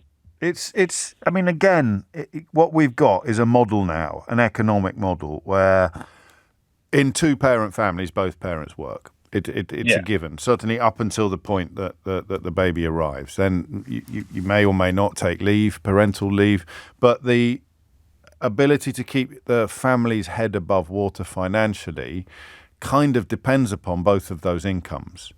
And that means that you make the choice to pay for childcare to get you through that period until you get to the point where the education system kicks in when the child is 6, isn't it? I think 6 years old or thereabouts, and they go into year 1 or they go into reception, maybe a bit younger. And nothing about employment has reflected, or very little about employment in this country more than any others that we're hearing about, is reflecting that changed reality. It's still almost built as if there will always be one parent available to look after a child. And you've just highlighted the bank holiday element of it. Yeah, the bank holidays. Like I say, if you calculate over a year, I think it's something like we end up basically paying for a whole month for nothing. And my daughter's nursery for 3 days a week is £1,050 per month. It's a stunning amount of money, isn't it? And it would be, like I said, you then have both obviously me and my partner both have full-time jobs. I unfortunately don't get given bank holidays off as a given. They get added to my annual leave, but because of the nature of our business, we are open. So if for example, if my partner was in the same situation, we would then have to find an additional childcare for those bank holidays. Luckily, she's able to have the bank holidays off, so she obviously looks after our child. But if it was the case that we were both forced to work on bank holidays, what would you do? We would then be paying. Yeah, what would we do? We'd be paying for an additional childcare. Yeah, and then there's also this element of both parents work. So my partner works. Well, we both work in the city. I'm a mobile worker, so I go anywhere in the country sometimes, and she's based in the city. If we are late picking up my daughter, there's a fine. How much is it? How much is it? So it's £5 per 5 minutes. Well, I've heard from someone for whom it's £5 a minute. Yeah, so for us, it's £5 for every 5 minutes you're late. Now, for example, say if my part, you don't need to explain. I do want to squeeze in one more call, but I mean, you don't have to explain what that means. But I can't be right, can it? Someone's yanking my chain, saying £5 a minute delay if you're late. I mean, it could be anything, completely beyond your control, especially if you're using public transport. Last word on this to Emma in Stockport. Emma, make it quick, but make it good. No pressure. Okay, very, very quick. To answer your point about how we've got to this position, in terms of the costs keep going up, I think part of the problem we've got is the 15 and 30 hours funding that's provided by the government doesn't actually meet nursery costs. No. So they inflate their other costs and pass those costs on to the parents in order to subsidise the free childcare that the government actually provides. So our nursery costs between my 6-year-old leaving nursery and my 2-year-old being at nursery now has gone up £200 a month because they have to keep putting their price up because of national insurance, national minimum wage, energy costs, blah, energy blah, blah. and food as much as anything else at the moment, I think. So I think that's partly the reason why we're in the situation we're in, is that the government doesn't actually resource the nurseries properly, and therefore the nurseries are having to... I think it'd be a vote winner, wouldn't you? And a relatively straightforward thing to do, just to change the funding model, and then people would be enormously helped. I'm a Labour Party member, and I would be delighted to see Labour come out strongly on their childcare policy and tell us what they're actually going to do, because nobody talks about it, and I just find it baffling. Well, you find it baffling as well. I was about to ask you why you think that is, because I don't quite get it. I know I get very boring on the subject of the agenda set by right-wing media, but this wouldn't necessarily... Well, I suppose it involves probably higher taxes in some sense, doesn't it, to pay for it? But that's the sort of thing that you might expect the Labour Party to be addressing or tackling. Yeah, if you're on a very high income, you don't get the free childcare hours. No. So I suppose there's slight demographic sort of reasons why the Conservatives wouldn't push it. But yeah, I find it very strange. Well, that's why we shall continue to talk about it until the situation changes. Emma, thank you. You brought me in bang on time as well. It has just gone 12 noon, actually. You didn't bring me in bang on time. That was my bad. Entirely my bad. I don't know what you want to talk about next. There's a couple of things that have caught my eye.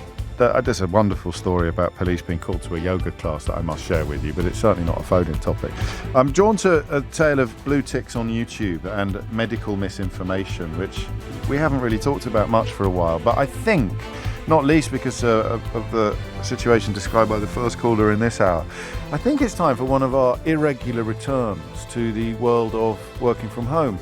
It's changing back again, isn't it? You know how much I love pendulums, swinging pendulums. It swung very far in one direction and everyone was delighted about it. Is it swinging back again? James O'Brien on LBC. James O'Brien on LBC. It's 4 minutes after 12. It's the last hour that we'll spend together this week, but don't worry, we're back on Monday. And of course, you can listen to this week's Full Disclosure with one of my favourite authors, Sebastian Faulks. I like the author ones. I don't know how closely you listen to Full Disclosure, but can you tell when I'm a bit... I don't know what's the word I'm looking for, when I'm a little bit a bit too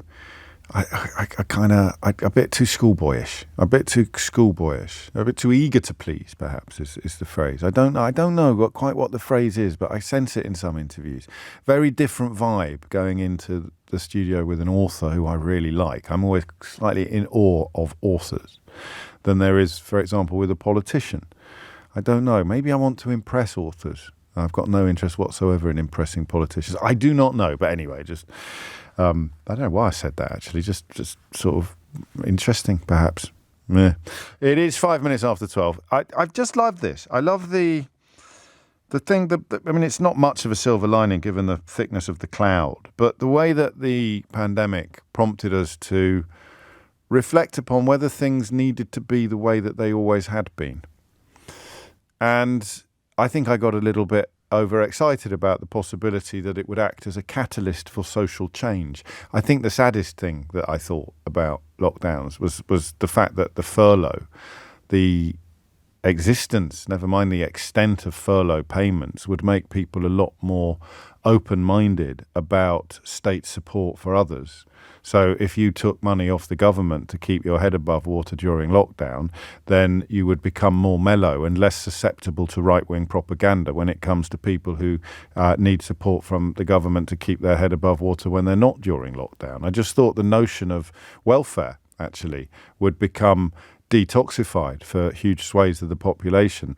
And unlike me, really, to forget about the effort that the right-wing media puts into making sure that everybody who might need a safety net one day spends their entire life until the moment they need the safety net passionately opposed to safety nets.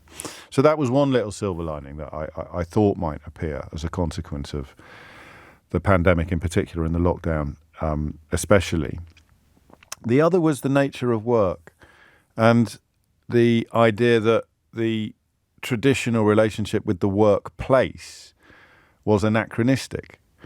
It was technologically defined. You needed to be in an office to do your job because, you know, we didn't have computers at home or phone lines. Or actually, when you think about it, what is the technology that has made working from home possible as opposed to impossible? And part of it is technological, but a lot of it is social. It was just the idea, well, we've always done that. And, you know, when you kind of suggest to someone we could do things differently, you see it I sort of in thinking of almost in cartoonish form. Well, but we've always done it like that. Why would we do it differently? People hate change. We generally don't like change. We don't like to be told, even, you know, to sit somewhere else. They come in and rearrange the office. Happens quite a lot here. And you say, oh, why have they done that again? I'm just getting used to... I've just found a hiding place for my scissors, and now they've moved it. And now I had a look. We'd quite like a bit of... What is it that we derive from routine? Is it a bit of comfort, security?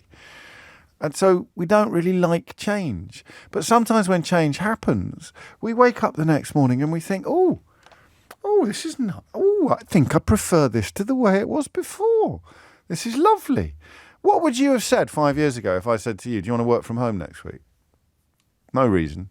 What would you have said? I don't think you know what you would have said. I think you might have said, not that, no, not that. Or you might have said, yeah, but I can't, can I? It's not really feasible. And then we had to. Then we actually had no choice. Those of us that could work from home were pretty much ordered to work from home. And we started having really interesting conversations about whether this was some sort of catalyst for the swinging of a pendulum, and the pendulum would never swing back. We would now be hybrid workers. We would now almost all spend 2 or 3 days a week in an office if we could, and 2 or 3 days a week at home if we could. And there was a pushback. It was a little bit hard at first to work out where the pushback was coming from. But of course, it was coming from largely vested interests exposed to commercial real estate. So most of the loudest voices that you would have encountered in media and social media railing against lockdowns would have been either sponsored by or indeed part of the constituency that makes money out of commercial real estate, commercial landlords, but not everybody. And also business rates. So there's a political resistance to lockdowns, to working from home in particular, because it reduces the amount of business rates that councils can raise, and that's good for all of us. So it's a much more, what's the word I'm looking for? Much more nuanced conversation, perhaps, than some of our contemplations allowed. But enough dust has settled now for us to have one of our occasional looks at where the pendulum is now. The productivity question has bottomed out. I think we worked out why quite recently on a very different subject, when the idea of working when you would have been commuting was something that a lot of people did in the early days of lockdown. But obviously, the longer it goes on, the more likely you are to wake up one morning and think, hang on a minute, why am I doing? I could stay in bed. There's a company, well, you're familiar with Lloyd's of London. Workers there have now been told that they should come into the office for at least 3 days a week, and not just Tuesday to Thursday, to ensure that clients are properly served throughout the week. So the head of the world's biggest insurance market is implying that clients don't receive as high a level of service from staff that are working at home as they can expect from staff who are in the office. He has said that he wants to see people working in the building, in the city, for most of the week. And on Mondays and Fridays, when people currently are more likely to be at home, he suggests that clients are not properly covered. They're not being properly looked after. His name is Bruce Carnegie Brown.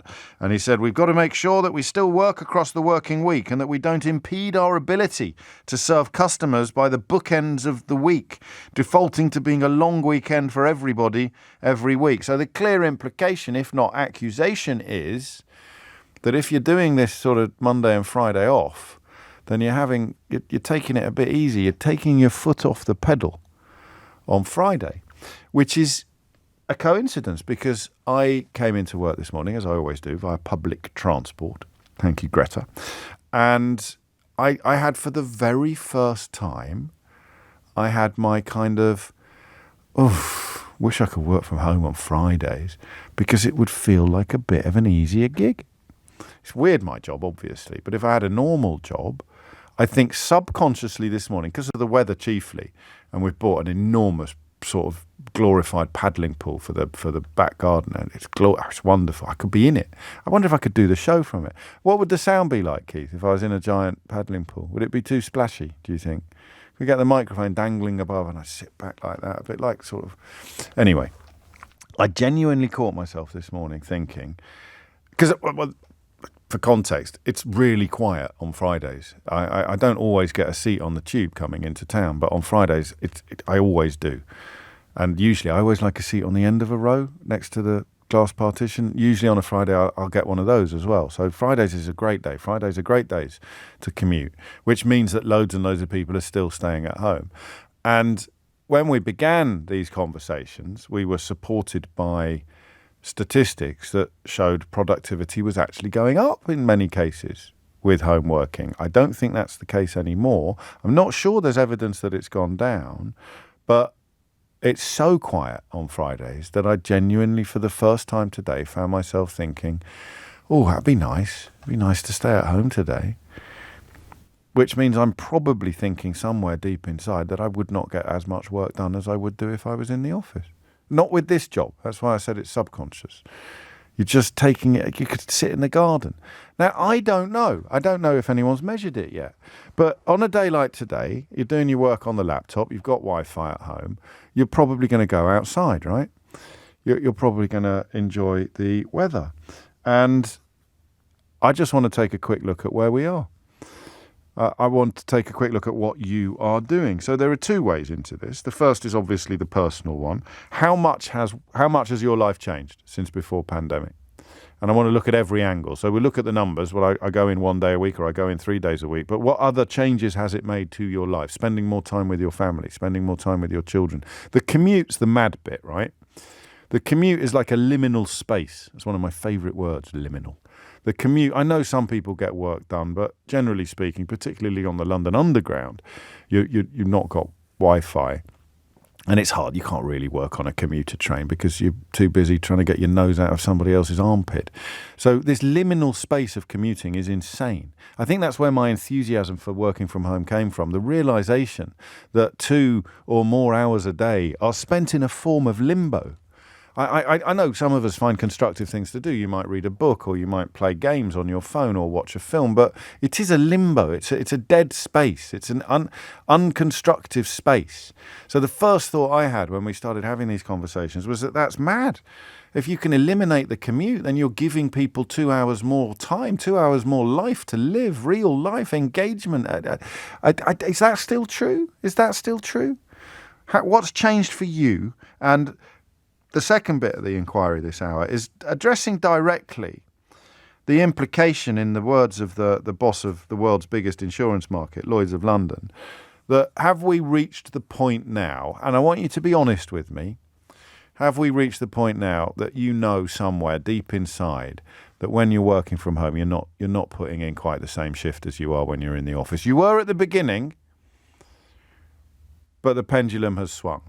Or not. Or you can call me and tell me that you're doing just as much work as you did at the beginning of lockdown. You're doing just as much work as you did when you went into the office. In fact, you can prove that you're doing more. I'm trying to pin down the relationship between location and output, location and productivity. How much difference does it make? So if you're one of the people doing both, you're one of the people going hybrid, how much difference do you think it makes where you are, whether you're working from home or whether you're working from the office? Because I sense that the narrative is changing now. And the whip is beginning to crack, and that the freedom to work from home on 2 or 3 days a week is just being nibbled away at, and bosses want you back in the office. Is that because of productivity, or is that because you've got to be in the office for bosses to boss you about? Hit the numbers now, you will get through. Be a nice, easy conversation, this as well. So if you've been waiting for an opportunity to break your duck on the programme, this could be it. 0345 6060 973 is the number you need. As I sense a growing mood among employers to get workers back into the office, how do you, as someone who has taken advantage of working from home and continues to take advantage of working from home at least a few days a week, what is the relationship between where you are and what you do? Hit the numbers now, you will get through. James O'Brien on LBC. James O'Brien on LBC. 20 minutes after 12 is the time. You're listening to James O'Brien on LBC. Just one little throwback to the conversation about Elon Musk in the first hour and his apparent warmth, if you like, towards Vladimir Putin's regime, and our confusion about how one billionaire could have ended up in a position to quite substantively influence the course of a war.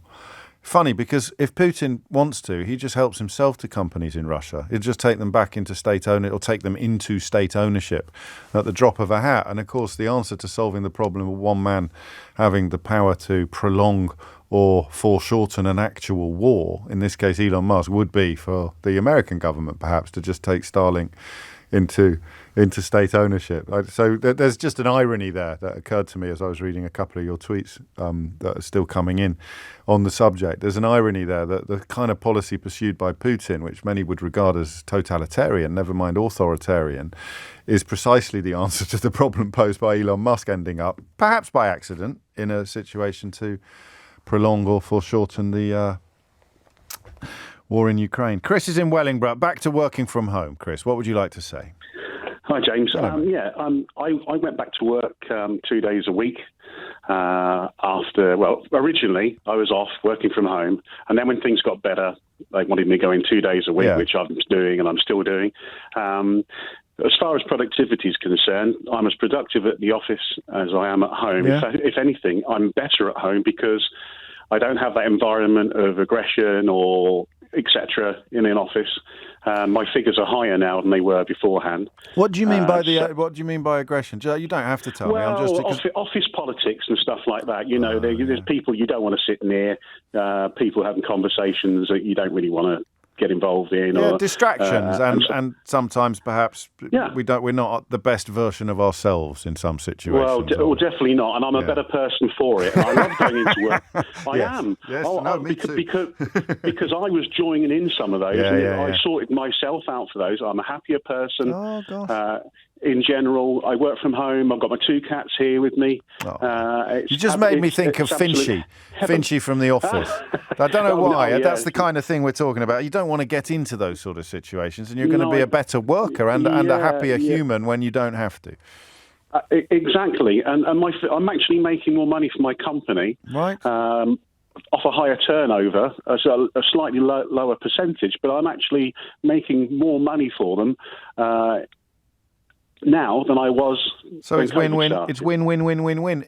Do you think that is there any sense of the employer wanting people to start returning more? Well, I thought about that, and I can see it happening, and I can see it happening in many businesses. My issue is that I've now bought a house in Derbyshire, and I will be moving there soon. And what I'm going to do is I'm going to do my 2 days and stay overnight for those 2 days out of my own costs, so I don't have all the travelling to do twice. If they ask me to do more days than that, I should just leave. I can't do it. I'm at an age now where I want to start kicking back a bit, having a bit of time for myself. So it's changed your life. I mean, the whole working from home thing has completely changed your life. I drive 40 miles to work in the morning and I drive 40 miles home through terrible traffic. Yeah. My state of mind is better for that alone. And also my bank balance is because I'm not spending all that money on fuel. No. So for me personally, I'm at home. I've got my computer on now. I'm working my what's-its off where I need to. But as in the office, when it's quiet, I can't do anything other than what I do. I work for a company. We import. The company I work for, we're a company that looks after brands but doesn't have its name involved. And I look after a large industrial and marine parts network for the whole of the UK and Ireland.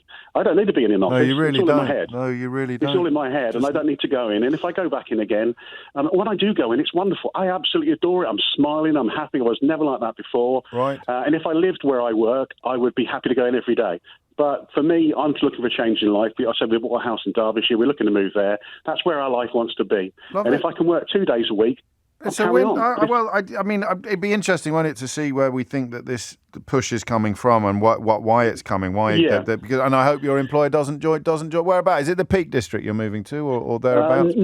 No, just South Derbyshire on the Leicestershire border. Lovely stuff. Lovely stuff. But I agree what you're saying. I think people think that when you're at home, and people probably are. Go on. Well, I don't know. You can't say that about other people. I'm not going to let you. But I'm only going to take confessions. I'm not going to take accusations. I will accept calls that say, "Do you know what, James? I'm just having a lolly. If I was in the office, I'd be up again. But I don't know. I think more people are going to be like Chris. But then I'm a very trusting and kind person. Thank you, Chris. Izzy's in Nottingham, which is not far from where Chris is moving to. What would you like to say, Izzy? Hi, James. Hello. Yeah. I would like to say that personally for me, I wouldn't be in the career that I am, and I wouldn't be doing the job that I'm doing if it hadn't been for the switch to working from home in the pandemic. So another positive life change then from this? Yeah, 100%. Tell me more. I phoned you previously on Mystery Hour because I work in the banking industry. Yes. I was essentially, I used to work in a bank branch on a high street. I remember, yes. And when the pandemic happened, I moved from the branch into a home-based role in the call centre.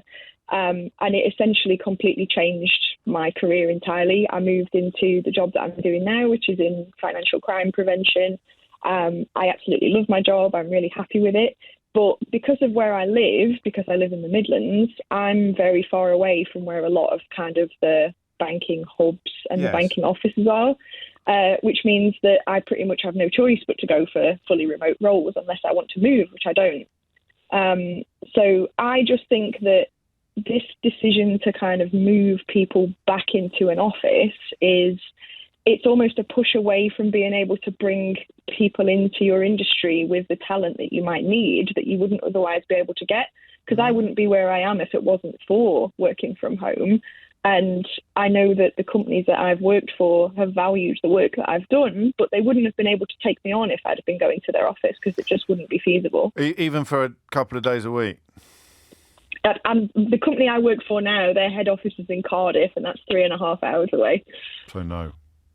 Yeah. It's just not an option. Well, it's going to be interesting. Have you picked up on, I mean, it sounds like the company you work for, as with Chris, isn't part of this. And it may be that I'm, reading the wrong newspapers again, because the newspapers are desperate for workers, or were throughout lockdown, desperate for workers to come into the office, because I guess most people probably buy a newspaper on their way to and from work. But do you sense the mood changing and that the warmth with which WFH was greeted is chilling slightly or not? I do, but I think it depends, like you say, on where you're picking your information up from. So when I first moved to working from home, I used to work for one of the UK's biggest high street banks. Yes. And I know that they've since changed their policy to say that a lot of those people are going back into the office at least a couple of days a week. But a lot of sort of smaller banks and like fintech companies and stuff like that are still really happy to work fully remote because they know they get the best out of people. Well, yes, it's going to be interesting to see how it shakes down, isn't it? Because, there are big perks in it for businesses as well, not least. I remember the very first call we took, or one of the very first calls we took on this, and it was incredibly double-edged. It was from an office manager who was being made redundant because they'd realised quite early on in lockdown that they didn't need an office anymore, that henceforth everybody would be working from home for the duration and not just 2 or 3 days a week. I forget what sector he was in, but yeah, it is almost certainly more nuanced than some of the coverage allows. Thank you, Izzy. Take care. I like this. This is from Paul. He writes, James, your caller Chris says he is busy working from home while not working, but talking to you. And that's from Paul, brackets, working in the office in Sunbury, close brackets. Paul, you've made a terrible mistake. You've got the brackets wrong. What your text should have said was, James, your caller Chris says he is busy working from home while not actually working, but talking to you. Paul, brackets, busy texting James from the office and not working, close brackets. You see? Yeah? See? You little hypocrite. You cheeky little hypocrite. But I do fully accept that you can be working from home and indeed working hard while finding 4 or 5 minutes in your schedule to call the show. It's also probably his lunch break, mate, so give him a break, honestly. It's coming up to 12:30. Let's have the headlines with Tim Humphrey. James O'Brien on LBC. James O'Brien on LBC. 12:32 is the time. Really interesting calls. And what Chris said about the atmosphere in the office sometimes being detrimental both to your productivity and indeed your sort of mental health almost is a beautiful counterbalance to what the head of Lloyds says about why he wants people back in the office. He says, what we're trying to do now is to make sure that everybody who is an underwriter at Lloyds has at least one box on the ground floor. It should make the ground floor much busier and buzzier as a result. That busyness will encourage a positive cycle of broker and underwriter interaction in the room. That's the intention anyway, so that you kind of have it's literally, when he says a box on the ground floor, that's physical. It's not a figure of speech. He wants representatives from all 85 insurers that are members of the market to be present throughout the week on the main ground floor. They're even refurbishing the underwriting room to make it a more appealing place to work with better technology and more desks. So I don't know how that impacts on the insurance industry, but why would having a buzzy floor somehow improve or enhance business? I don't know, but it's the opposite of what Chris decided, and I can see sense in both. Went a bit BBC there. I can see sense in both sides of the argument, but I truly can. Jill's in Lewisham. Jill, what would you like to say? Hi, James. Hello, I'm Jill. another nervous first-time caller. It's only me. Only me. Okay. Nothing. Carry on. So I work in the tech industry, and I was working for near the end of the pandemic. The company I was working for wanted us to come back into the office 2 days a week. Right. And I quit because I just didn't want to do it. And it was, I'm working in a job where at the time it was relatively easy for me to find another good job. Yep. And so I deliberately took a job with a fully remote company based in San Francisco where there is no office. Gosh. So I work with people all over the world and everyone works from home and I just love it. And had you even contemplated the possibility of home working before COVID arrived? I did. I did used to work from home occasionally, but Right. I also more than an hour getting to the office most days, and I just didn't even think about it. But then when I faced the possibility of having to do that again, I just didn't want to do it. That's crazy, isn't it? That was the maddest thing about it. Is I remember the morning it happened, and I was sitting here, and I just thought commuting is nuts. It's absolutely nuts, and it's something that the UK seems to have a worse experience of than many, but probably not. Well, definitely not all other countries. But that dead time that we spend in absolute limbo, and getting stressed. And getting stressed, especially if you're driving. Yeah, and the guy with 2 cats, that made me call in because I got a couple of rescue cats during the pandemic and I want to spend time with them more than I want to spend face-to-face time with my colleagues. Well, fair enough. I mean, I'd have to meet them to know about the full context of that comment. But what did colleagues think when you made that decision? Do you know? I mean, did you talk to people about, well, that's it, I'm not going back to the office. It means that much to me now. I've discovered this new lease of life, this new mode of living, and it's so good and so good for me that I'm actually going to uproot job entirely as a consequence of being told to go back to the office for a couple of days a week.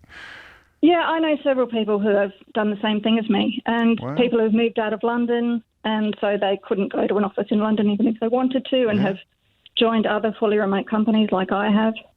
Are there loads more now than there were before, fully remote? I think there always were. I mean, the company that I work for now was always fully remote, even before the pandemic. Yeah.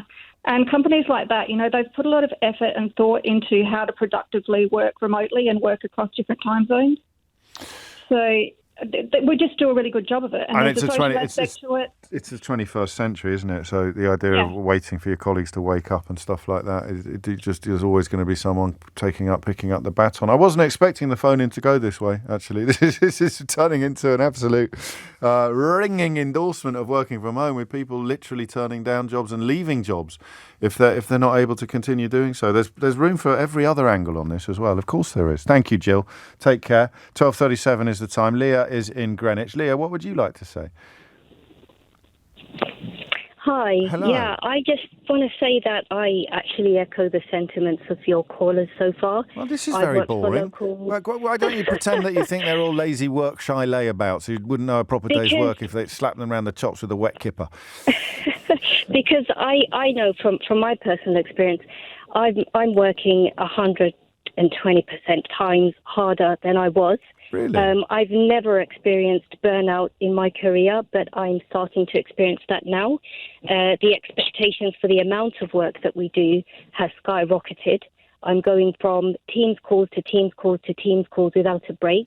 Right. I'm able to get into meetings that need to be held urgently. I'm not kind of confined by where I am and having to travel to places to meet people. But that's also come with, and that's helped me in my career. Just like I think one of your callers, Izzy, said, she's been able to move up. I've had 2 promotions, actually 3 promotions since COVID, and it was jobs that I would never have considered because I couldn't physically have maintained going into the office all that time.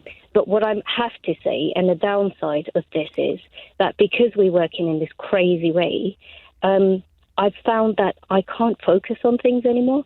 So when you're sitting in a meeting and somebody's talking about something that doesn't relate to your piece of work because you're in a board meeting or something, you just switch off. You're reading emails, you're doing a piece of work whilst you're at that meeting, so you're not really focusing.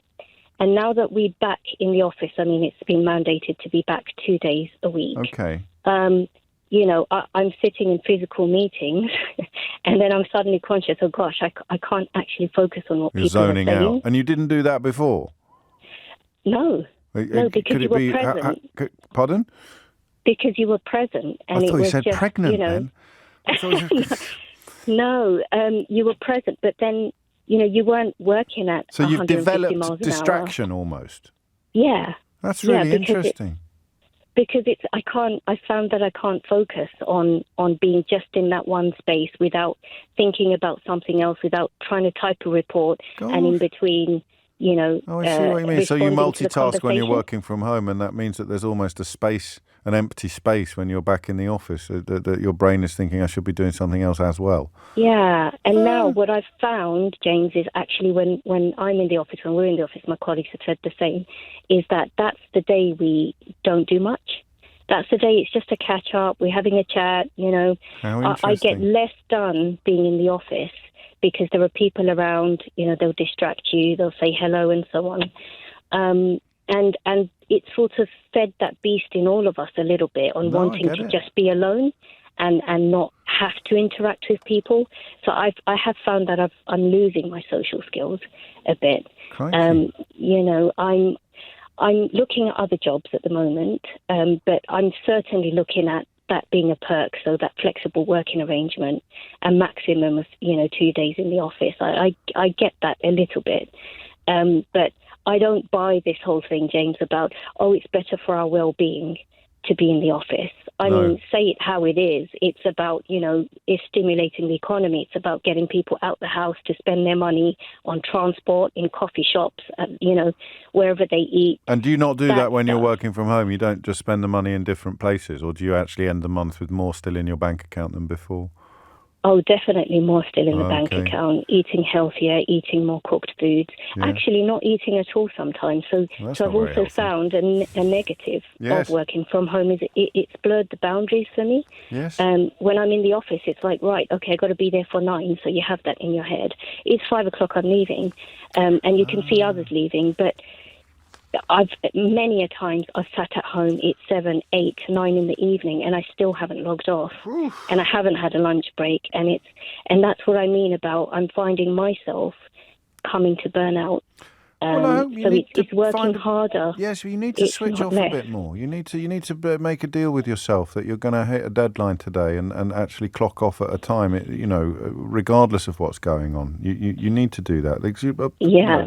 It's not reciprocated. They wouldn't. Most employers wouldn't go to those sort of lengths for you. You've got to put yourself first, Leah. Definitely. So, what would your ideal scenario? What would your ideal scenario be?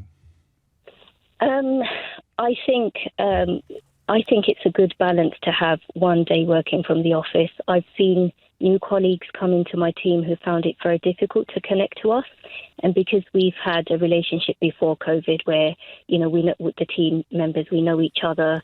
We've gone out to lunch together. We don't do that anymore. No. So you lose that sort of connection.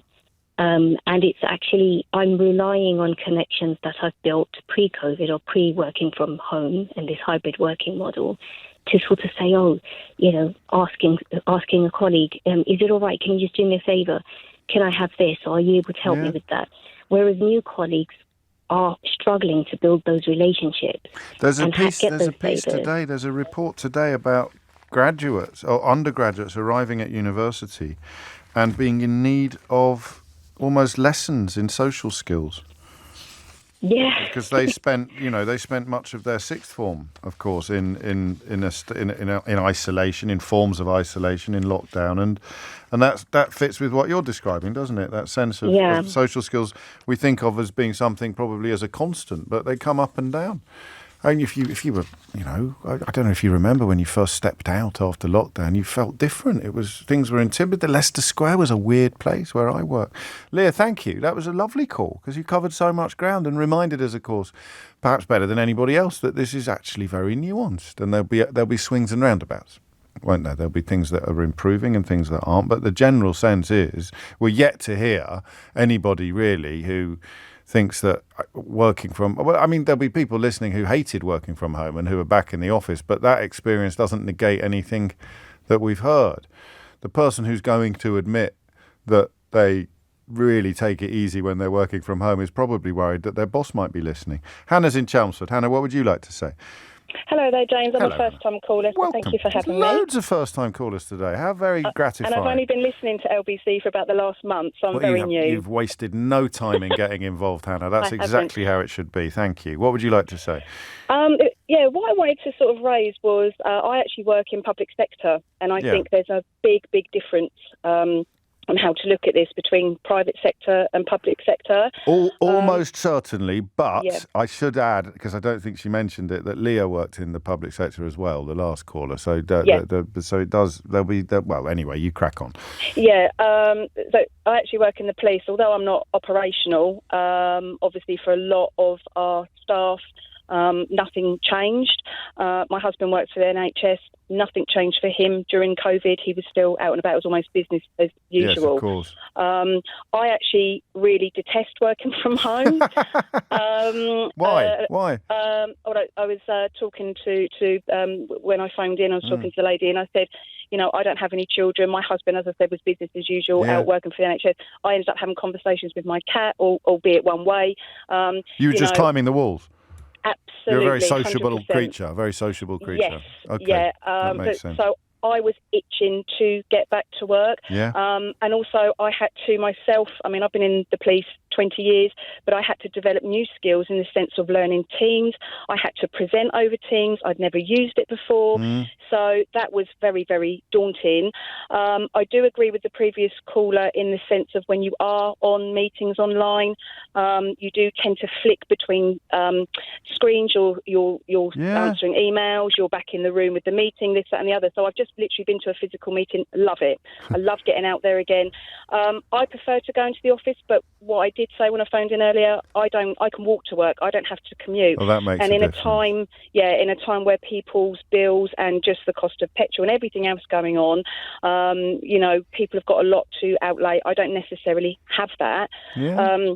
So I'm quite fortunate in that respect. But I do, even something as simple as I can only use a laptop at home, whereas in the office I get to use 3 screens, so it makes it easier. Yeah. It's more comfortable. There's a lot of different. There's good and bad, but I must admit they're very organisation. You're all for the office as opposed to working from home. I bet the cat misses those chats though. Sorry? I bet the cat misses those chats. Well, he's quite old and deaf, so he probably didn't hear half of it anyway. But, it's lovely to get... but I have to say the organisation has been fantastic, being very, very accommodating to people.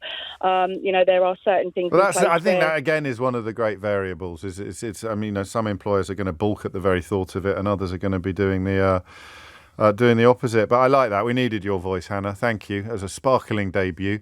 I sense you could talk the hind legs off a cat. It's 12:47. James O'Brien on LBC.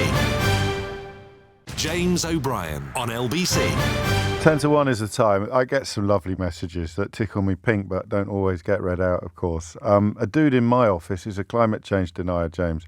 Working from home is saving me from losing my mind at idiots, says Mark in the note. You need an idiot's corner, Mark, that's all. Get yourself an idiot's corner, then you put the climate change denier straight into idiot's corner and your mental equilibrium is unaffected. I work for an inconsiderate employer that won't entertain me working from home, James. In fact, he told me I was an idiot for suggesting it, says Chris, who describes himself as a disgruntled truck driver. We probably haven't properly acknowledged the jobs that simply couldn't be done from home. So thank you, Chris, for very amusingly reminding us of that. And some people, very serious points as well. Working from home has allowed me to remain employed. Following significant psychological trauma, I'm unable to leave the house unaccompanied and would not cope in an office environment. If working from home wasn't an option, I'd be on long-term sick leave and would be much more poorly than I currently am as a result.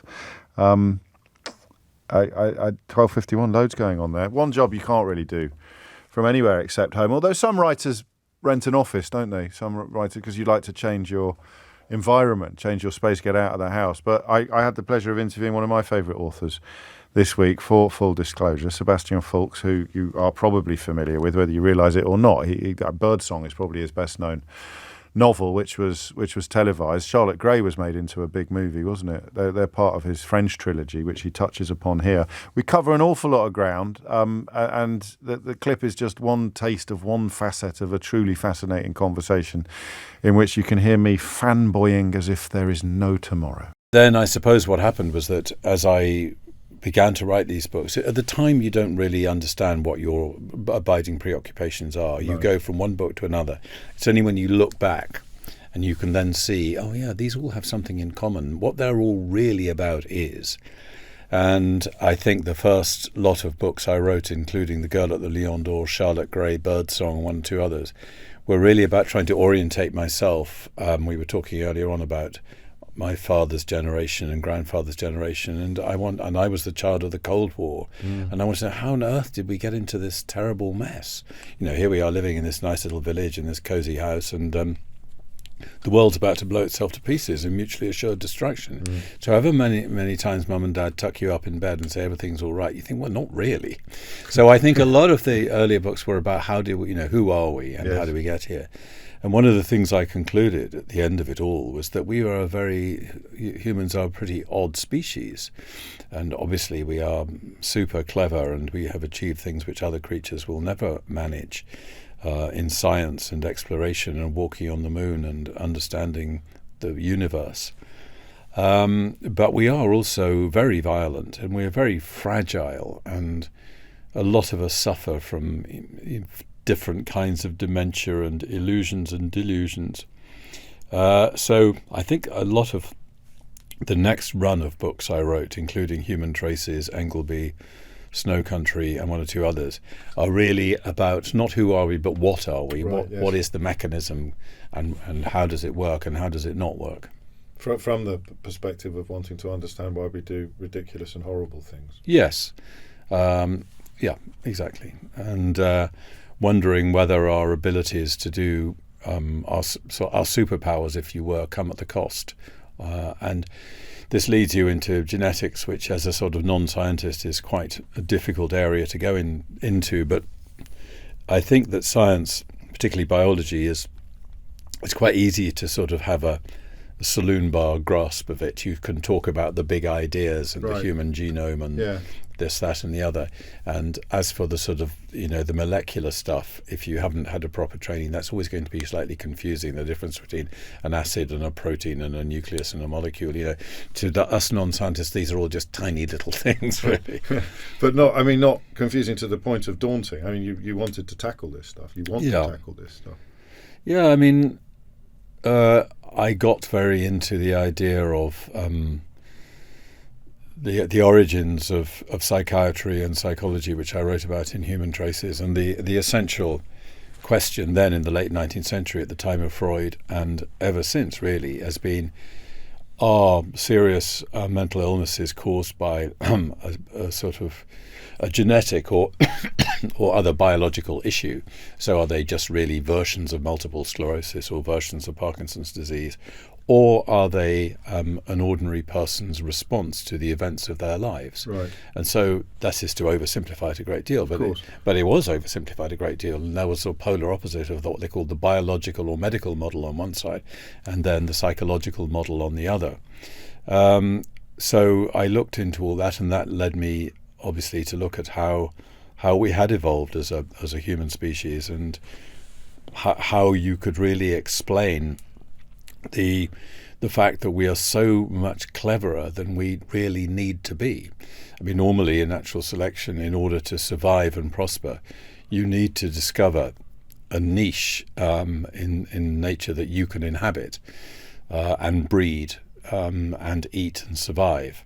But in order to outbreed and out-eat our competitors. We didn't really need to have built Salisbury Cathedral or the Sydney Opera House, or indeed have walked on the moon.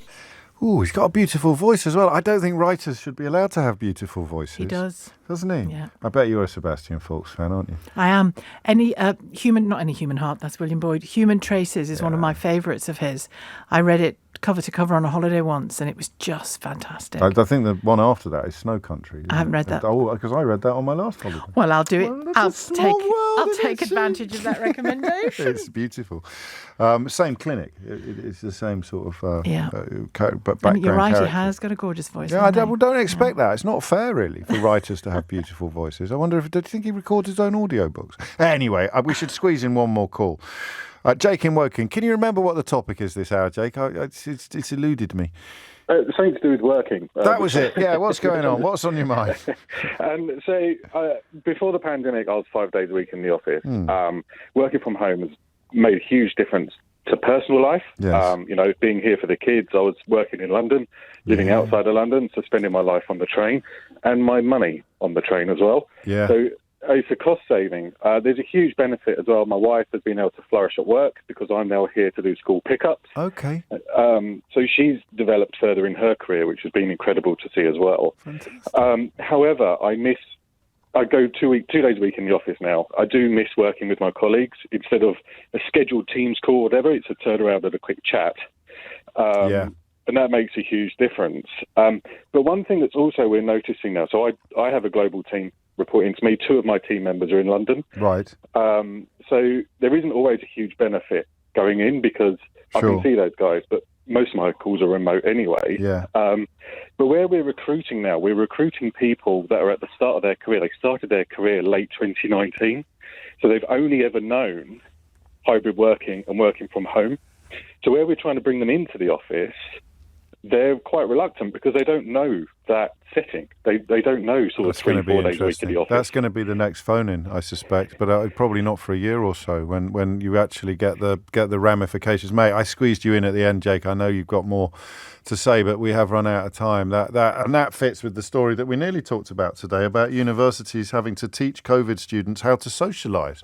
So you're talking about the next cohort up from that, arriving having spent much of their university or college time in lockdown. That's it from me for another day. You can, of course, if you missed any of today's shows, listen back on Catch Up on Global Player, where you can also rewind live radio.